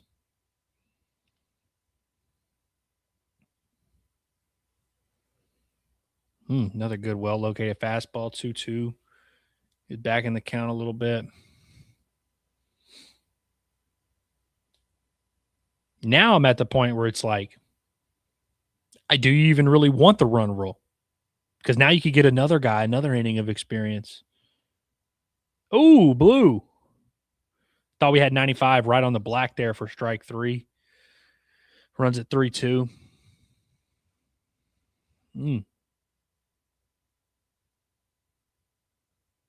Would that have been his third strikeout of the inning?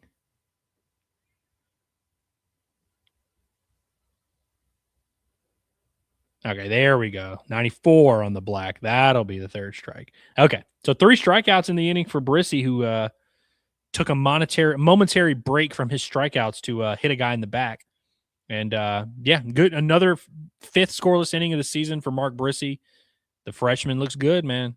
Really solid. And I don't think there's any point in bringing, like, even if you do play a 9th inning here, I think you go to someone else, maybe Dossett, get someone like that, a little inning of experience. But, I'm very pleased with Mark Brissy, and I would like to see him on the weekend soon. We saw him Saturday, so, I know they kind of view him in that kind of role. And who knows, maybe Arkansas will just beat Stetson 50-0 every game this weekend. But either way, I would like to see really all these guys get a chance. You're going to play 4 games this weekend if all goes according to plan, and would really be nice to get all these guys some reps in there. But good stuff, man. Isn't it crazy that like 3 or 4 months ago, if I had asked you guys, and if you had asked me, which one do you feel more confident about, Arkansas's bats or Arkansas's arms? I think we all would have said bats 3 months ago, just based on the guy, what they had on paper, what they had coming back. You looked at some of the transfers and you kind of just see what you think they should probably produce. And I think you all probably would have had more confidence in the bats because there was a lot of unproven commodities, on this Razorback pitching staff. Well, they're proving themselves just a little bit. And now here we are where it's like, damn, we know the arms are good. We know they're going to swing it pretty well. But can they we know they're going to pitch. We know they have the arms. We know they're going to pitch it well. But will they have enough offense? Yeah, not a burner says we're already in the 8th. Might as well make it to the 9th. At this point, it's not even going to save you that much time if you get the run rule. What time are we looking at now? 5:44. In terms of things that I jinxed, I definitely did jinx that because I was talking about the pitch clock and how it just makes all these games fly by. And now we're looking at a very possible game that goes over 3 hours. But we shall see. Another right-handed reliever coming into the game for Oral Roberts. That's what's been making this game a little bit longer is they've changed pitchers every single inning, and it's sometimes 2 per inning. So when you're doing that, you're giving these guys a little bit more time to warm up. I think it's like 5 or 6 pitches if you're not, coming in fresh. And then for guys coming in fresh, it's like 8 to 10 or something like that. So it's not a huge deal, but it's just extra warm-up pitches. And then they've had mid-inning pitching changes. And so that'll certainly add to the time of the game for sure. So Alexander Peck steps up, takes a fastball, strike 1, no biggie. Yeah, Peck is interesting because like he hasn't, at least in the times that I've been watching him, like in all the scrimmages going back to the fall, he hasn't shown off a crazy amount of power. Like I haven't seen him really run into one and like hit one 440 or anything like that. But he has, shown a little bit of, hey, I can put the ball in play. I can maybe hit one up the middle. I can go the other way for a double. Shown a little bit of that, and he's 6'4", 205. So it's like, and he's a good athlete. So it's like you kind of think there's a little something there in the tank. He's an interesting little prospect from Tennessee, from some town in Tennessee that I forgot the name of. So he pokes a little fly ball that second base. I was looking at the right fielder who was like stumbling around, and I was like, oh, it's going to drop. And no, second baseman had it the whole time. Okay, so one quick out for Arkansas. Let's see. Look at some numbers real quick for Arkansas at the plate today. So Arkansas's hitting 343 overall today, 318 with runners on, but only 176 with runners in scoring position. A lot of guys on. 3 for 10 with 2 outs, so 300 for those counting at home. Interesting stuff. Where are we at?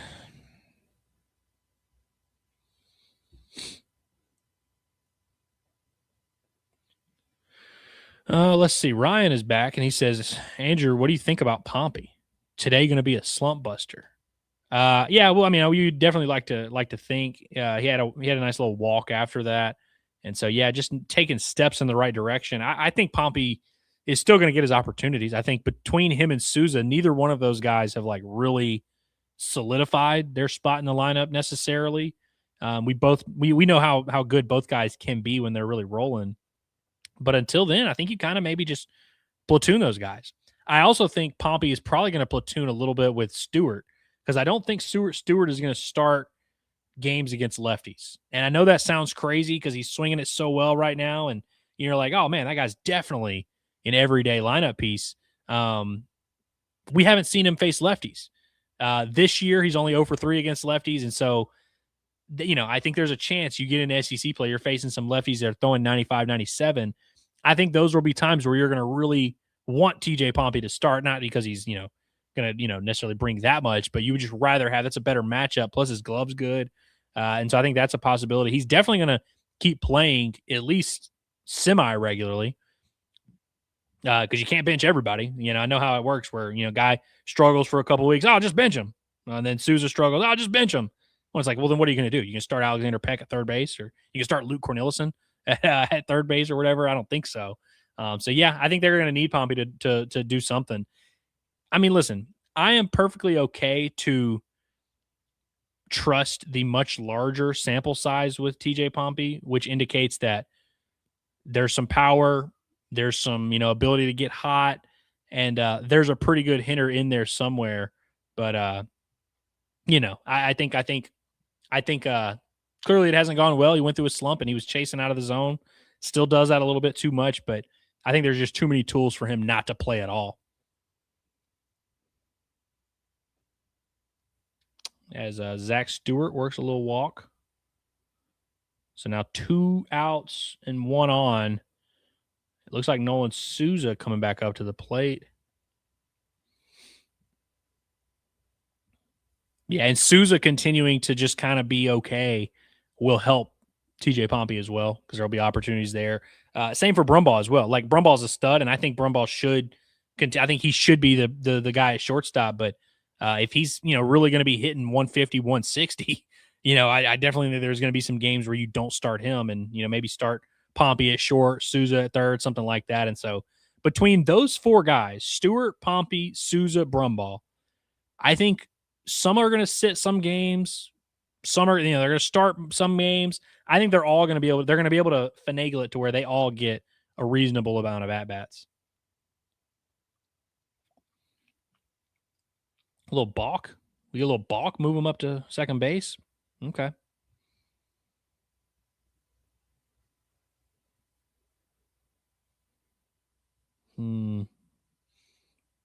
Yeah, Not a Burner says he really wanted Souza to take the Ryder jump. Well, what's funny is at the same time that Ryder took the Ryder jump, that's when Souza got hurt. And so who knows? I'm not saying he was definitely going to, wind up hitting over 300 or anything like that. But I do think he was trending in a good direction, and the injury really just could not have come at a worse time, genuinely. Arkansas ended up being fine. They were able to make it work. Kojal moves over to second. Robinette winds up playing first. It's all fine and dandy, but it could not have happened at a worse time for Souza.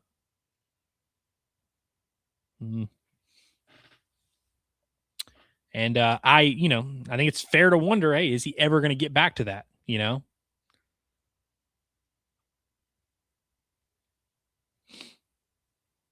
But as is the case with everything, it's like I feel like it's almost more mental than physical. Like I don't know if his shoulder is like still really bugging him. Oof. Well hit ball there from Souza, but another fly out to the left fielder, which Dave kind of made fun of him for yesterday. He's like, man, he loves hitting fly balls to the left fielder. That one I was okay with. That ball was hit very well. And ultimately, like Souza's bat path and the way he swings does kind of lend itself. Like I think he is going to be a guy that when he's really rolling, he's going to wear out that left center gap. But I would like to see some of that raw power, balls down and in, see what that looks like a little bit. And now it looks like, I was just talking about him earlier, looks like we're about to get the collegiate debut of one Jordan Martin, who, I honestly was kind of, at this point, was a little bit worried where I was like, man, are they going to be able to get him in there? I'm excited to see Jordan Martin throw. Another kid with a ton of upside, a lot of potential, very projectable. And I think with him, it's going to be more of a 2 to 3 year project. But Jordan Martin's got as high a ceiling as any of these dudes. And, 6'4", about 190 right now. I think there's more to add to that frame. I'm excited to see how he looks. We have not seen him throw in, I guess, a month. He threw the ball pretty well the last time I saw him at Baum. But again, that was a month ago. So interested to see what he's been doing behind closed doors, see if he's maybe made a little bit of a move. But I'm just really glad they had a game like this where they could get all these guys in. I mean, you got 3 freshmen are getting experience in this game, a few older guys also. Like, I love that.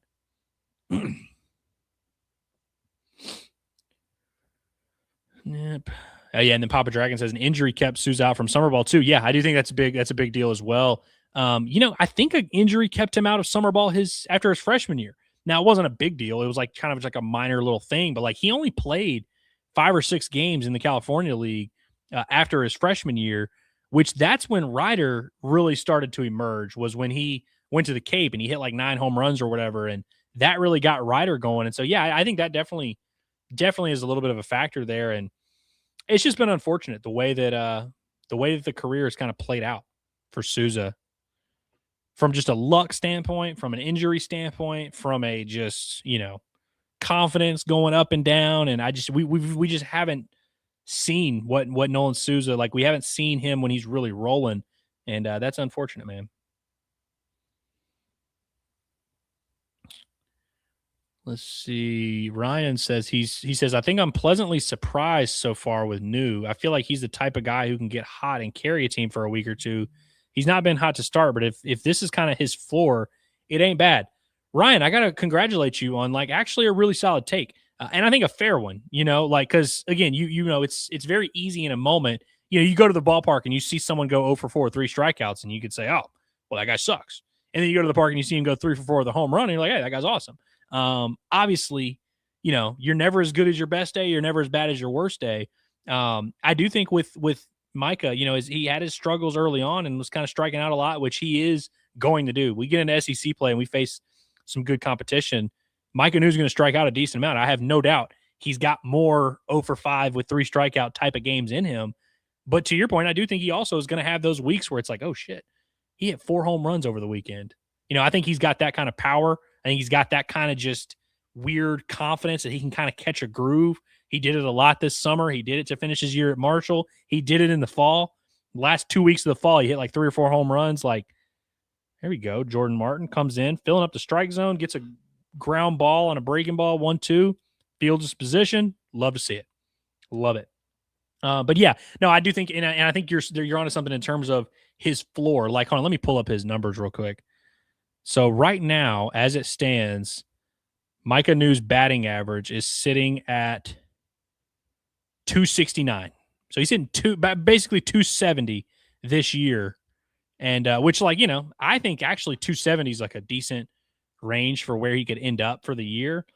But yeah, he's got 3 home runs. I think he's going to end up with at least double-digit home runs. He's going to steal some bags. He's going to have some doubles.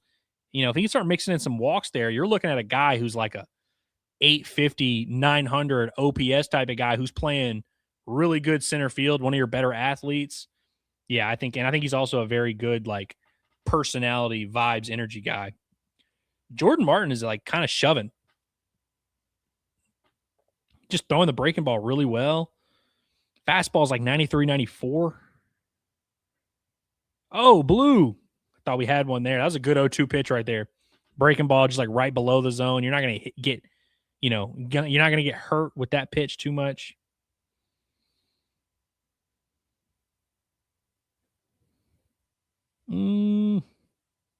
Oh, weak ground ball to Peck that he has a little bit of trouble with at first.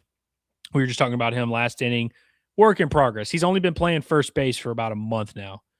He had a scrimmage leading up to the season where it just kind of unraveled, where it like missed a pop fly, made an error on a ball hit to him. I just think he's not comfortable there at all. You would think first base would be an easier position to play than middle infield or third base, shortstop, and he played both in the fall. But if you've never been there before, it's just different movements, different everything. My phone was about to die. Phone was on 7%. We almost made it through completely. But since we play in 9 innings here today, geez. Little pinch hitter in. Let's go ahead and get a ground ball, get out of this thing. Good. Fastball at what they're saying is 90. Swing and miss, though.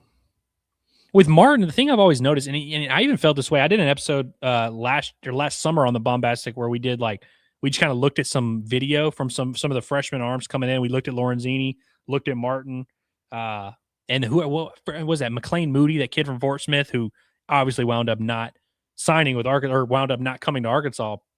But we looked at some video of them, and the thing I said about Martin then is the same thing I kind of have to say about Martin now, which is it just feels like in his delivery, he's not even throwing as hard as he possibly can. It's kind of almost a robotic motion where it's you can tell he's worked on his technique, worked on his mechanics a little bit, and it's he's not really just letting it rip. I feel like there's a lot more he's throwing. He's the last time I saw him at Baum, he was 92, 93. I think that this guy with his frame, with his athleticism, his explosive, athleticism, I think he could be a guy that throws 96, 97 before he leaves campus easily. He got a fly ball to center field, and then Micah New, who we were just praising, just kind of misplayed this ball in center field. I feel like he took a couple steps back. I don't like seeing that because that tells me you're not 100% dialed in with 2 outs in the 9th inning. We need a 3rd out. I would like for you to be able to catch that ball. Just misreads it off the bat, a little bit lazy getting over there. I don't love that. If you're going to play. If you need a day off, tell coach you need a day off. We'll get someone else to go play center. Don't be half-assing it out there while we're trying to wrap up the game. You got a freshman on the mound who now is possibly on the hook for, some runs. That kind of pissed me off, if I'm being honest with you. Just because for Martin, if he catches that fly ball, this is a great outing, and Martin gets to go to sleep being hell yeah, I got, scoreless inning, my first career inning. Now you're extending this thing. That sucks. But a couple nice breaking balls there from Jordan Martin. Man, he's spinning that thing really well. And it's not getting picked up much from these right-handed hitters.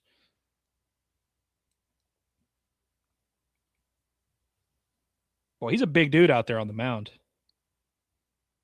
Oof. Fastball 94. Maybe caught too much of the plate right there. But, hey, I like to see that, man. I mean, like I was just saying, man, by the way, that's strike 3. That'll wrap up his first career inning. Arkansas wins 10-2. Love to see it. I mean, you see what I'm saying? He's barely throwing. He's kind of guiding the ball down there, and he's touching 94. And he's 6'6". The sky is the ceiling is through the roof for this kid, and I'm excited to watch him pitch. I'm glad he was able to get that outing. We've had so many games in the first couple of weeks where Arkansas wasn't able to get some reps for their young guys because they weren't having the offense wasn't doing their job. But Arkansas wins 10-2. They swung it well in this game. You had a lot of guys in the middle of the lineup come through with some big hits. 3 freshmen get some quality experience. Good to see Jackson Kershaw out there on the mound. Him and McIlvain. And to Kramer, who's battled a little bit. He wasn't as good in this outing today, but I think those 3 transfers are going to be huge for Arkansas. Tate McGuire, of course, are right there in that mix as well. I thought everybody that took the field did their job today for the most part, and I like it. So I hope you guys enjoyed this stream, man. We went a little over 3 hours. Ended up being a full 9 innings. TJ Pompey hit his first career home run as a Razorback. This was a lot more productive than last week's midweek stream. So next week's midweek stream will not be covering a game, but I do look forward to seeing you guys there, kicking it and hanging it out for a little bit.